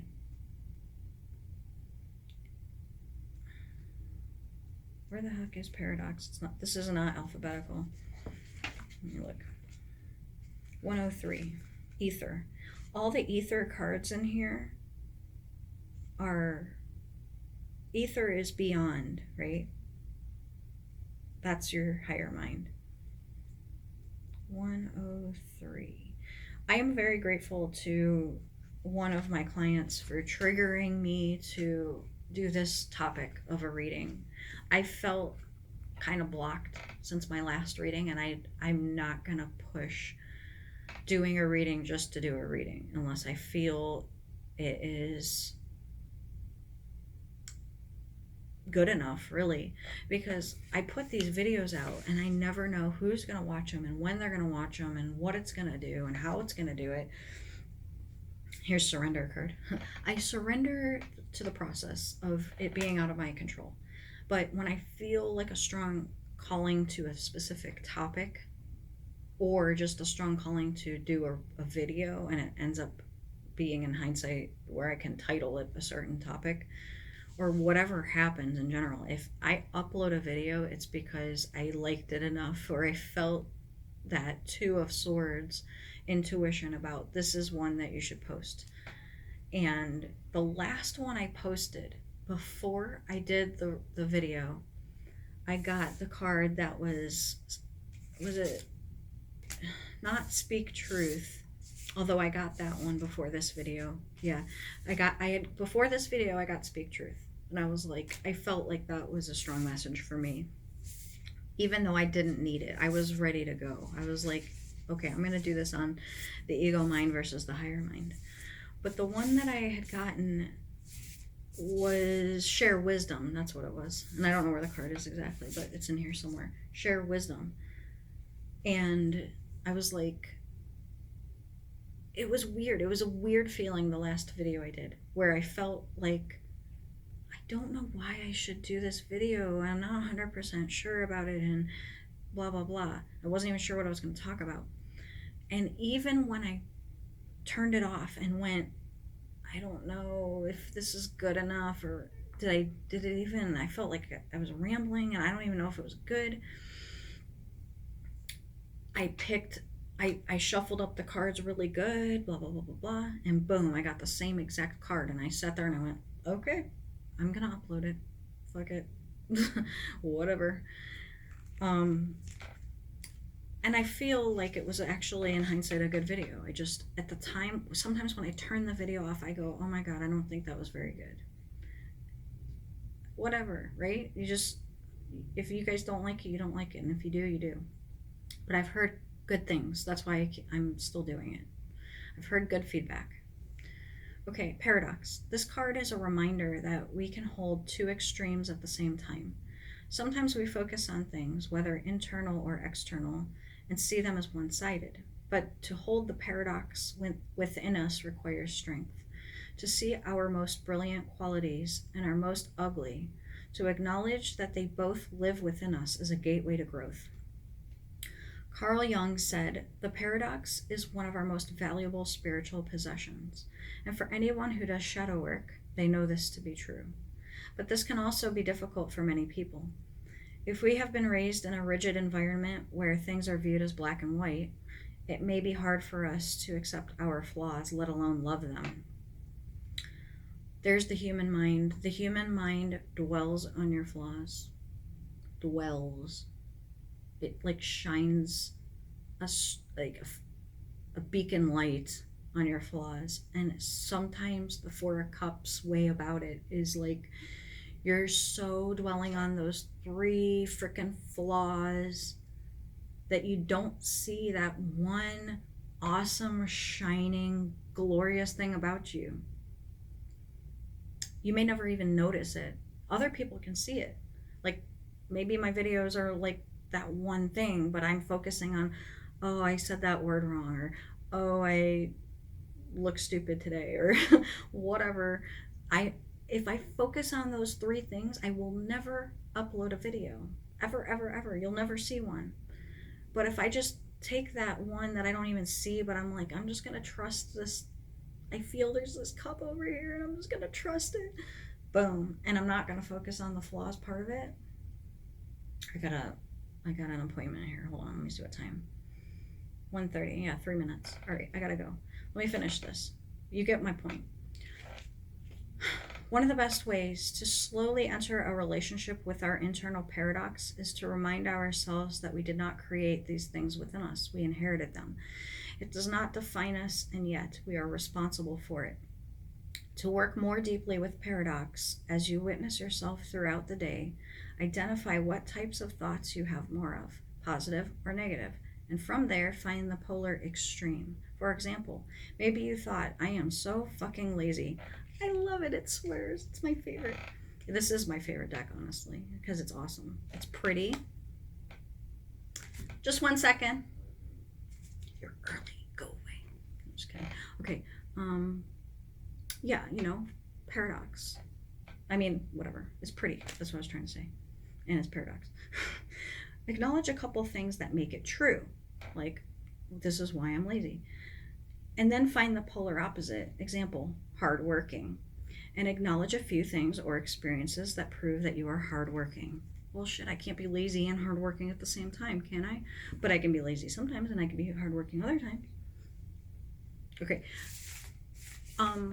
One thing I want to say is, if you're also pile 3, how much you want to bet the reading I have right now coming in is meant to have broken up between 2 and 3, so that pile 3 is somehow benefited by something of pile 2, That's how it works. And I'm telling you guys that pile 2 because, you know, did you understand what this means? You read my mind. Okay, bye pile 2. Have a nice day. Okay, pile 3, your card was Get Creative. Excuse me. And, we're talking about the ego mind versus the higher mind. And the easiest thing that comes to my mind when thinking about that context with Get Creative is clearly you have something to offer that is a creative thing. And it may have already or will evolve to be something that you're basically like, it's just flowing through you as opposed to you doing it.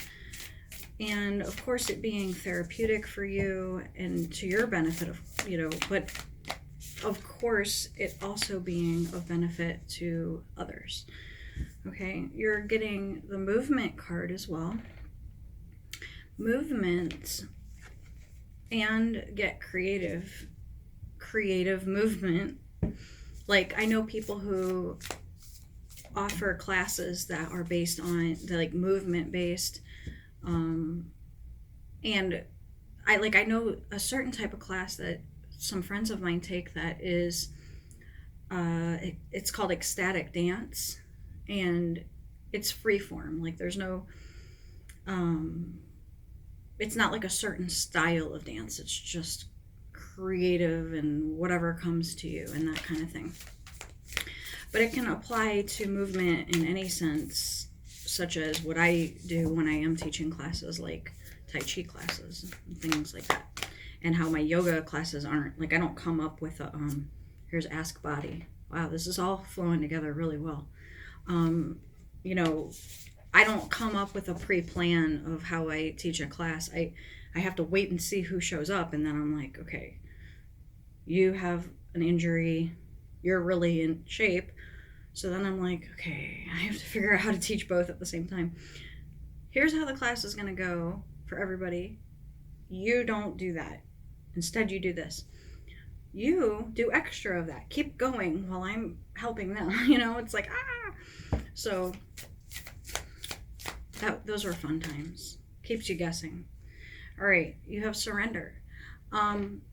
You might be used to doing things a certain kind of way, and so this is asking you to get out of your comfort zone and do something that's a little bit more like,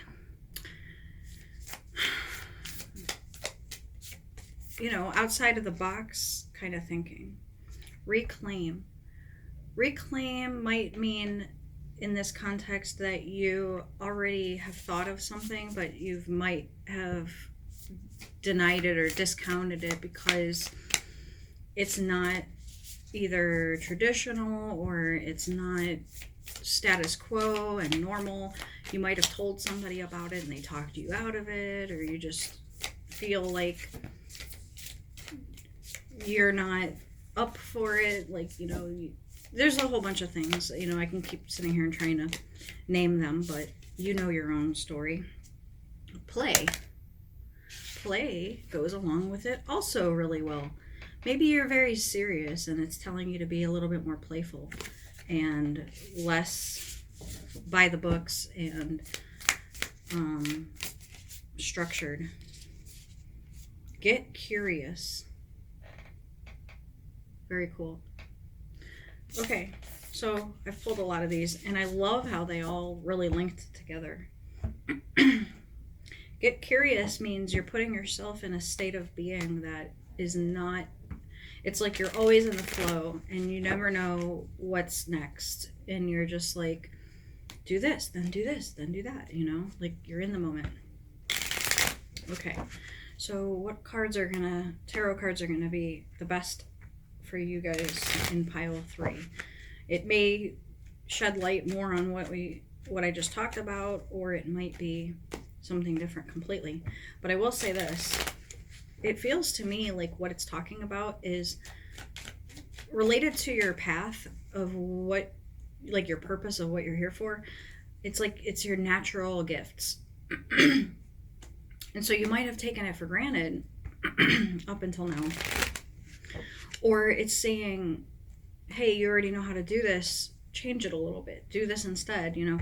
But the whole being creative about it and all that sort of thing is, and the playful and it's all going together with that. Okay, and the other thing I was going to say, I feel like it has to do with money too, like meaning it's a job as opposed to being a hobby. Um, or if it's a profitable hobby, it feels entrepreneurial, like you're coming up with it, you're making it up. This is your thing that you've been working on behind the scenes, and now you're bringing it to light in the public eye. You're making it a thing. You have a name for it. You're going big with it. It reminds me of like the idea of making a sequence of classes. And I mean, you might have seen these ads come up. Like there's this one that I really like. I'm gonna probably sign up for it later in life when I feel like I'm in a good, like this is something that I would have come up with and or have done when I was really in shape a few years ago, where this girl is like constantly in a state of movement. She's never like doing static poses like yoga. She's like doing a back bend, but then she gets out of the back bend, and then she's like doing this, and then she's doing that, and blah blah blah. And I'm like, I'm just looking at it like, oh, I wish I could do that still.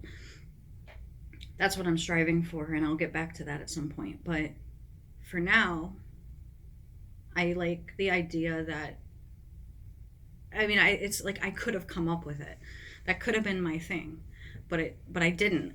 I was teaching on a one-to-one kind of level as opposed to putting it out there for the whole world. I don't know. I feel weird about that. Like I'm too self-conscious or something like that. I'd prefer a small class, even if that keeps me limited. And therein lies my own limitation, is that I'm holding myself back from my potential in that sort of way. So maybe I'm pile 3 and I need to do my own thing, which I've thought about many times. But right now it's just ruminating in the ethers. So what is your thing that is like that for you? Okay.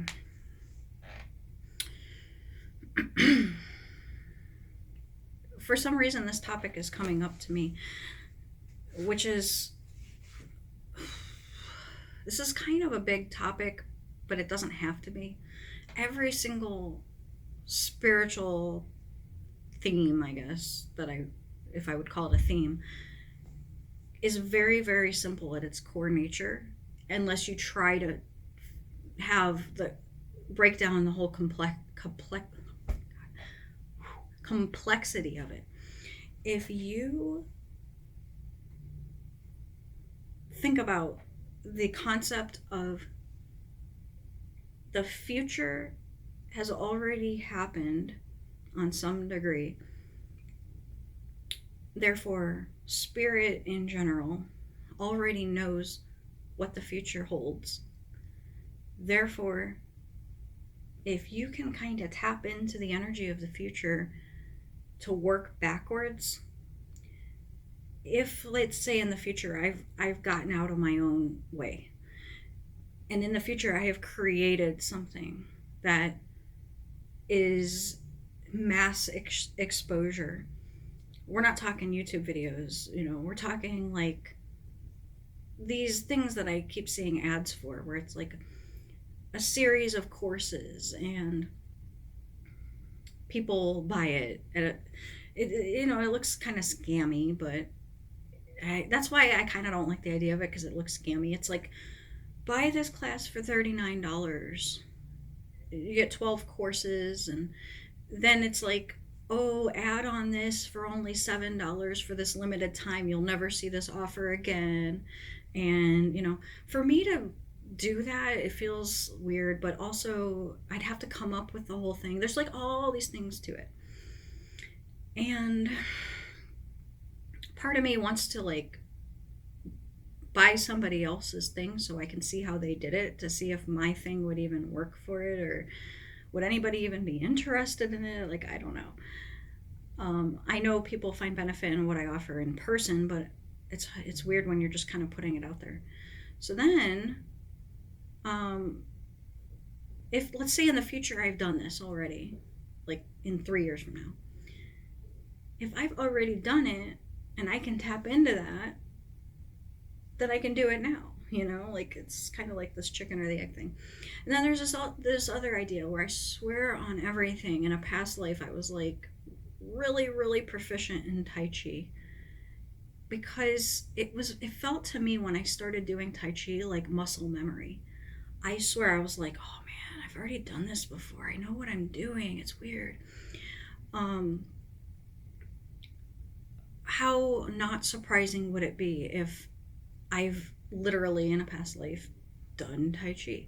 Or in a future of this life, even if I continue with Tai Chi formally to the point where it's like reversed muscle memory. Does anything I've just said make sense to anybody but myself? I don't know. I have a few friends that I talk to about stuff like this, and when we talk about stuff like this, you almost don't even need to say it, because it's like you can just say a couple words of it and then they're like, yeah, I know what you mean. You didn't even finish. We were talking the other day about the paradox of, oh God, who is the philosopher? Remind me, my memory. Kant. Yeah.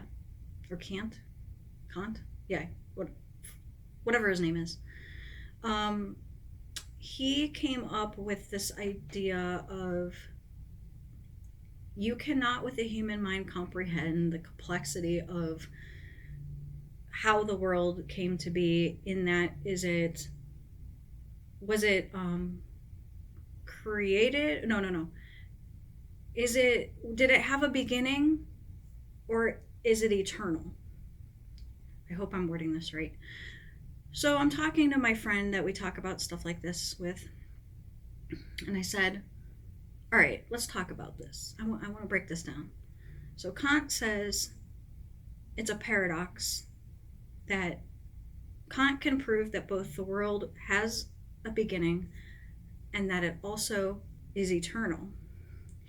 And yet, Kant can prove that the world has no beginning and it is not eternal. And so we're talking about it, and I explained all four of these points of being. And we both, very simply and easily, were able to see it from the fact of it being both. It's like, because we're talking, when Kant says the world, it's like he's talking about the universe. So our understanding of it is simple. It's like, yes, the universe has a beginning, but that which created it is eternal. Easy, simple. But yet Kant says that, I guess, neither are provable and both are provable, and therefore it's out of the human mind comprehension, therefore why even think about it? And I swear there's a lot of people who A, don't even think about stuff like this, and B, think the way Kant does, is like, why even bother thinking about it? Like, me personally, I like to think about stuff like this, and I like to discuss it, and I like to have these kind of conversations. They're interesting to me. And I like to think about the idea of, what is my highest and truest potential in this lifetime? Can I transcend the illusion? Big theme there. And if so, what is the true reality? Is the mind able, the ego mind, able to be subdued to the point of the higher mind taking over, even, maybe? So very simple in my mind, but simple to understand, but how to apply it. And what is my truest purpose in this lifetime? I'm not really sure. And this is what I tell people all the time when they're like, what am I supposed to be doing in life? I go, exactly what you're doing right now. That's what you're supposed to be doing. And they're like, well, that doesn't seem like anything important. I'm like, you'd be surprised. And I'll literally be like, what is it that you do right now? What do you know how to do? If you're just like doing a job and getting a paycheck and paying the roof over your head and all your bills, and you do the same thing every day and you're not asking the big questions, the idea of enlightenment is breaking the cycle of reincarnation and this being your last lifetime. And I know a lot of people are like, in spiritual terms, or not terms, circles, they go, I'm not coming, this is my last lifetime, I'm not coming back again. And I'm like, I bet you would if everything were different and it weren't like this. If it weren't like this, I bet you would want to come back. So you're just, you meaning the people who say that, I'm like, you're just like thinking nothing will ever change and it'll always be like this. And sure, maybe it will, but I don't know right now the way the world is going, and depending on when you watch this in the future, I just kind of see things are finally starting to change, whereas the whole time I've been alive, they've been pretty much the same. So there's this idea of is everything predetermined, or do you have choice? Or is it both? See, there's a paradox. Now, you guys did not get the paradox card, group 2 did, but I was cut off from talking about paradox in group 2 because I had a real life thing. And then I felt like I was supposed to talk about paradox in group 3. And had I talked about it in group 2, it might have been like not the right group. And you guys might be the right group, the paradoxical group. And the question of, do we have choice or is it predetermined, I feel is the paradox of both. In that you do have choice that you make, but in the future it's already been made. So in hindsight, it's like, since it's already happened, you can tap into the eternal now of it, and maybe the creativity of the future endeavor that you came up with and went forward with, you can do earlier. Weird, right? Therefore, are you changing things? I don't know. The biggest question when people say, if you can go back in the past and change something, would you do it? People say no, because what if I change something in the past and then it changes like the butterfly effect, the whole world changes for the worst. And then the counter to that is, if you as one person can go back to a previous time in your life and make different changes that may affect the entire world, then why do you think that your choices are not important now? If you can literally, let's say current times right now, we have this pandemic going on and nobody could have predicted it. I mean, they knew something was, that it was like overdue and all that. That's not what I'm talking about. Nobody knew on this specific date that this was going to be exposed, and the ripple effect of that, and how it's impacted people and how it's impacted the world and all that. But in the future, if I knew it, and then I can go back in the past and do something, would I have done? Would I do anything? And if so, what would I do? And what would that change, ripple effect forward? So look at your life, and if you could make different choices then think about where you want to be in the future and make different choices now. If you love how your life is going right now, then don't change a thing. Just keep going. That's what you're supposed to be doing.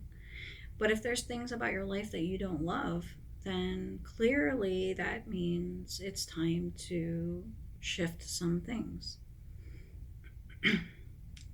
Now, you're probably already doing this, so what are you supposed to do? Help other people do this. But really, your group is supposed to be doing something like outreach, helping others.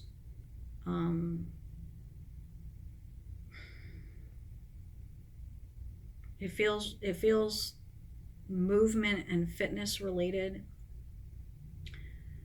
It feels like it's, how do I explain?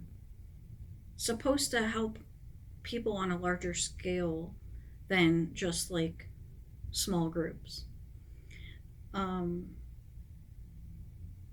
Did these people who come up with these fitness courses that you can buy for $39, did they know that they were going to do that 5 years ago?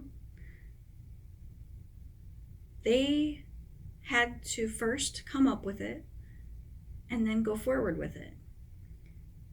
They say that these numbers might be wrong, but you'll get the point. 90% of people want to write a book, but only 10% of people do. So that's how I feel about everything that you see that comes forward in this world. Is a whole bunch of people have a bunch of ideas, but not a whole bunch of people are doing their ideas. They're not bringing them forward. They're not taking action on them.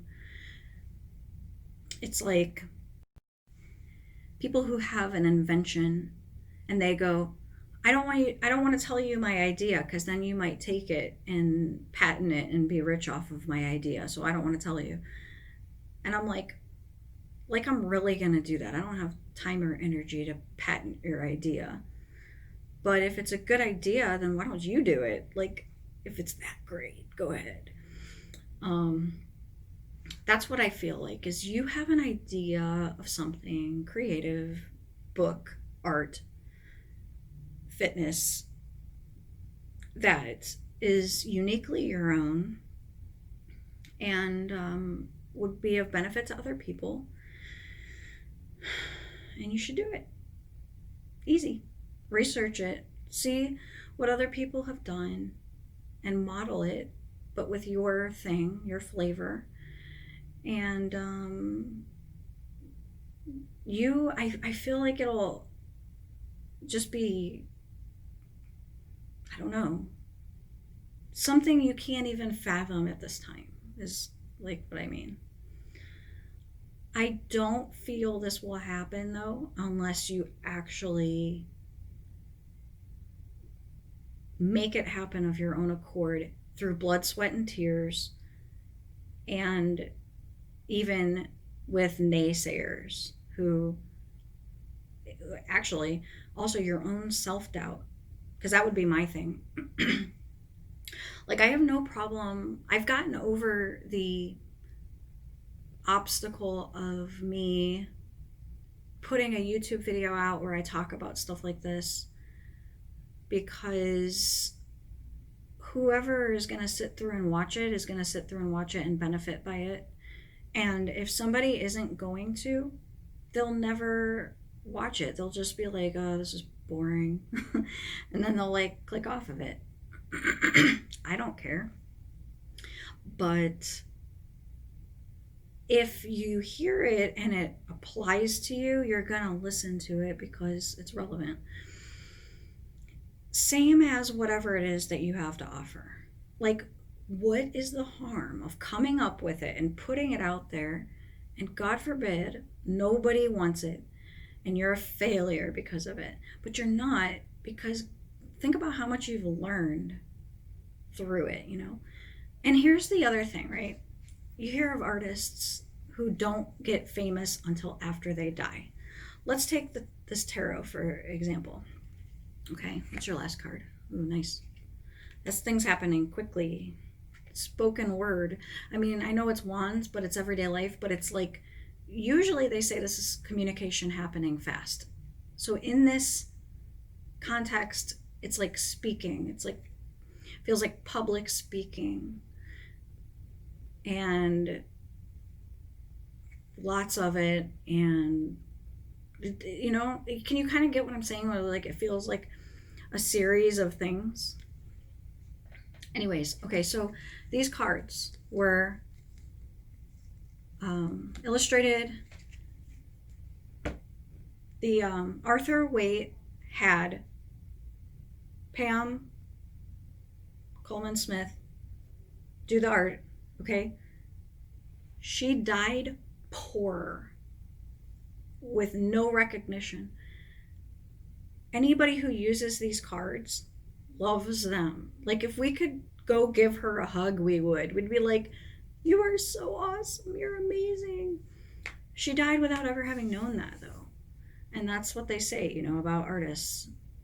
Like my grandfather, he used to do oil paintings and sell them on the street for $5 in order to put food on the table. And did his art ever like become famous, you know, posthumously? No, but it was famous to me, you know. After my grandfather passed and I saw his art, I was like in awe of, I always wanted to be able to be like that, but, or, you know what I mean, like do that kind of art, but I've never really like even tried, let alone had the time or inclination, because I have other passions that I would put that kind of time and effort to. But that's what I feel like is, let's say you have this creative thing and you put it out there and nobody even cares. It goes nowhere. Who knows? 20 years from now, 100 years from now, somebody might stumble upon it and think it's the greatest thing since sliced bread, and you become overnight sensation in the future. But had you not done it now for your own reasons, like you just do it for yourself if nothing else, or because you have that feeling of like you're supposed to, and you fight through any resistance in order to make it happen, who knows how the ripple effect of it existing in the real world will cause a chain reaction to, even if just one person. So what if this is really how my mind goes, what if it is you in the future life who finds it and wee I swallowed water down the wrong pipe and now my throat is like this, and I'm sorry. I hope it's not bothering you too much, because it's bothering me. So whenever I get to group 3, I have a hard time reading the cards because I'm getting different kind of messages that, although the tarot kind of backs it up, it's more than that. But you got Star reversed and Tower reversed right next to each other. And the Star reversed in particular is like where I was saying it's not going to happen unless you fight through it and make it happen. And then you also have the World card, which is kind of why I'm going on such a strong feeling of this needing to be something that you do, as opposed to just something that's going around in your head that you kind of think about every now and then, but then you let your ego mind talk you out of it and go, oh no, here I have reasons why I shouldn't do that, or, you know. To me, I feel like I'm getting like this feeling of do it while you're young, because one of the hindrances you might have is I don't have either the training or the experience, but it feels to me like it's like just do it anyways. And maybe never even like put it out there, but act as if you're going to. So, like I said, this feels like it's my own reading too in that regard. Knight of Pentacles was in here, and Knight of Pentacles is like, you know, you don't have to come up with this overnight. This can be like a thing that you do maybe once a week, once a month even, as long as you're like having some forward progression with it, at least as long as it's going somewhere, or more than just in your head. Like, we're talking, put something into the physical world that is getting progress. Even if you go through the whole thing and you're like, you know what, that wasn't good enough, I want to redo it. Fine. But at least you learned from that experience the first time around. Maybe it requires working with other people, because we got this very first card in these next set of cards is the Six of Wands. So maybe it's a group effort or it's collaborative. And so who knows, you might have people who will help this come to fruition if only you would express that this is something you want to do. Of course, these are going to be people who are helpful and on board, and not people who are like, oh, that's stupid, it'll never work. You got to notice not just your own self-talk, but the people you surround yourself with as well.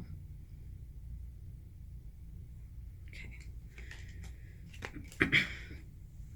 Okay, what do you have here? Ooh, High Priestess. I love the High Priestess coming out in these cards. And then the Justice card, and then, ooh, wow. Okay.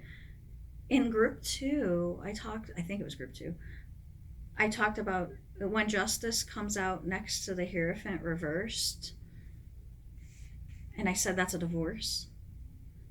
Now, it could be a divorce from life, you know, like your way of life and the way you do things.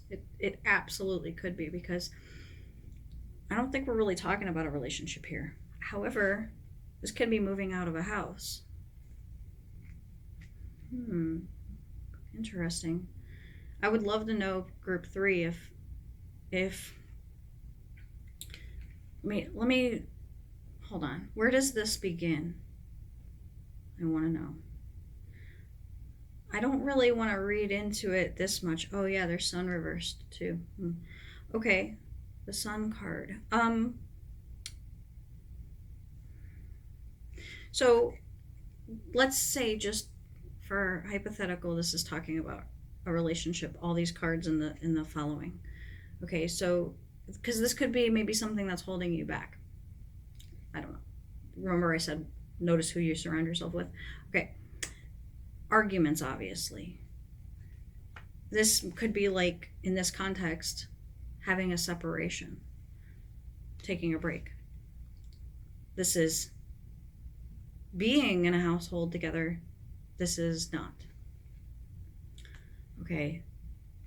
Ace of Swords in this context, you know, I don't really feel like I need to give examples of it, because if it was upright, it would be like speaking your truth about a situation, or, you know, making your opinion known. This could be like just being like, I can't get through to this person, it's never gonna end up changing. You know, it's swords being thoughts. It's like your thoughts, I'm gonna keep them to myself instead of talking about them. Those are some ideas of it. And then, like I said, boom. Let me just, for the heck of it, give you an example of what it might be if Justice were reversed and Hierophant were upright. Is maybe people that are in like a traditional committed relationship but not actually getting married. But it's at the very end of the reading and it's in the exact freaking order. So it's weird. that it came up. Okay. You know what I really love about your reading is you got the Ten of Pentacles right next to the High Priestess.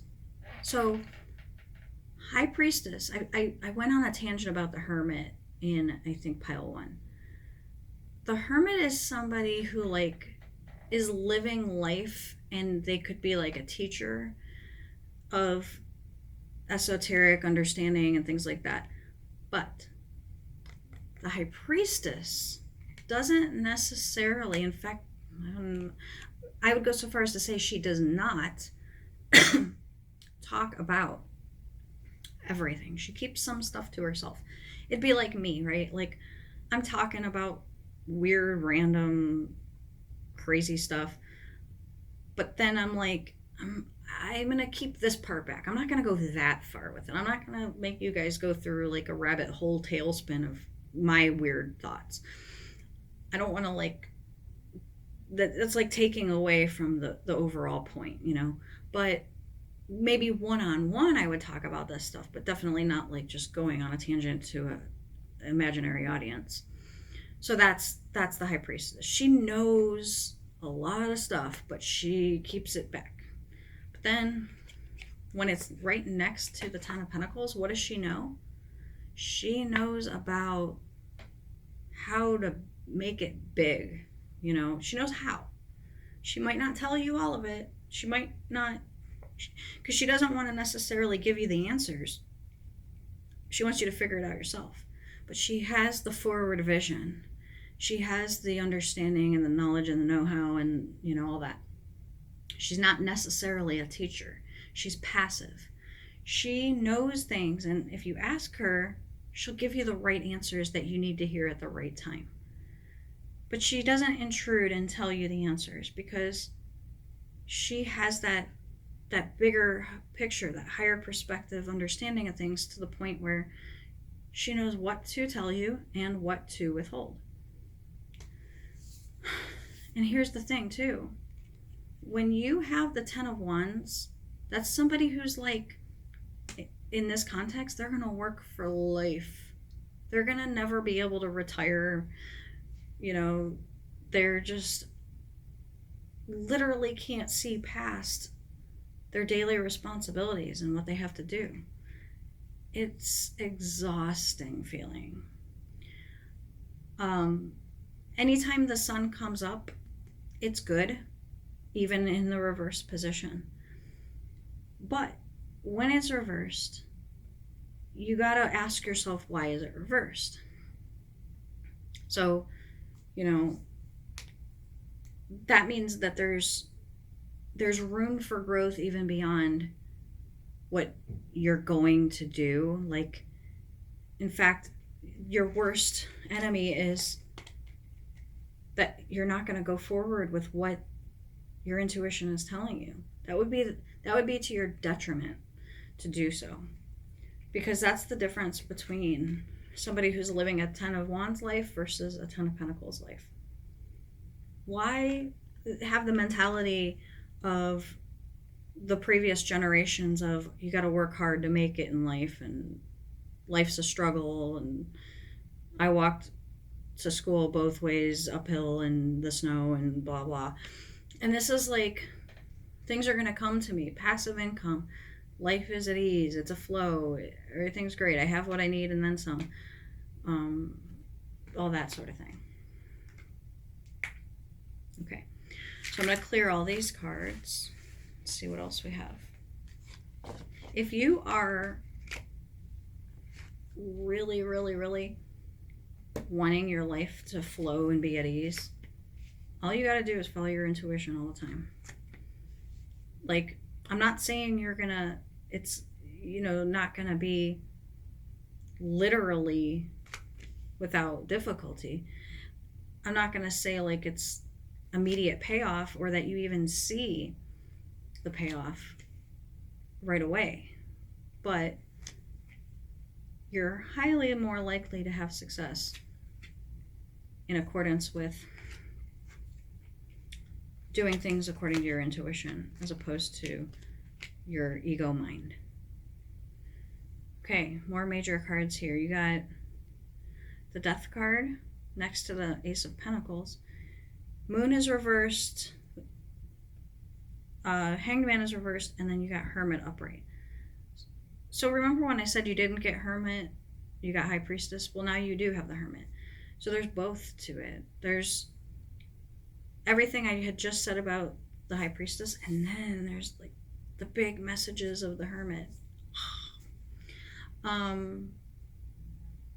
The Death card next to the Ace of Pentacles. I'm going to start with that.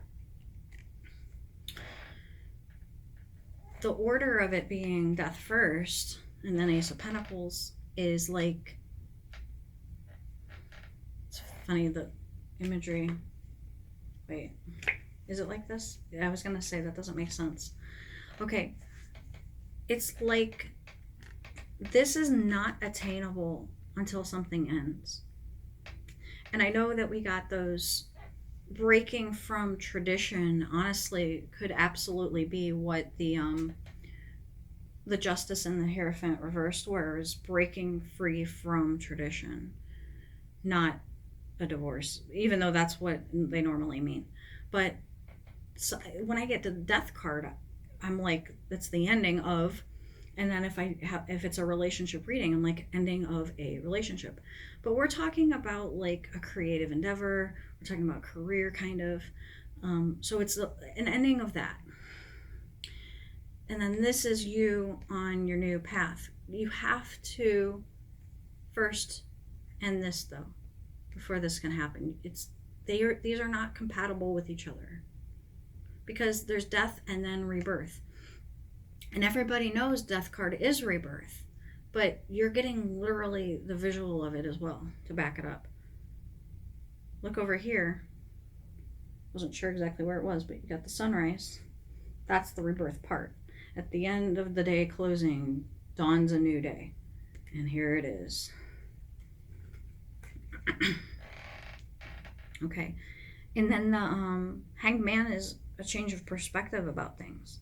So you might need that change of perspective, or you might be supplying that change of perspective. Here's the thing. If you're the High Priestess, you might need to be helping other people find their life purpose. If you're the Hermit, you might be the teacher of. Hello. We have an appointment coming in. She's run out to get a sweater. Okay. Right in. Cool. You may know. I may know her, you said? Judy Kiernan. Okay, I don't know. Yeah, I think she's been here. Okay. Oh, there it is. I'm like, where's the appointment? All right. Well, I didn't really have too much to say after that anyway. Like, if anything. I was like, I think that's it. Don't let your anxiety and your stress keep you back, okay? You gotta resist anything that's like a hindrance for you for doing this thing that we already talked about. And if you have an idea but you need some guidance and you need me to read on your thing specifically, just let me know and we'll set that up. All right, I gotta go. Deuces.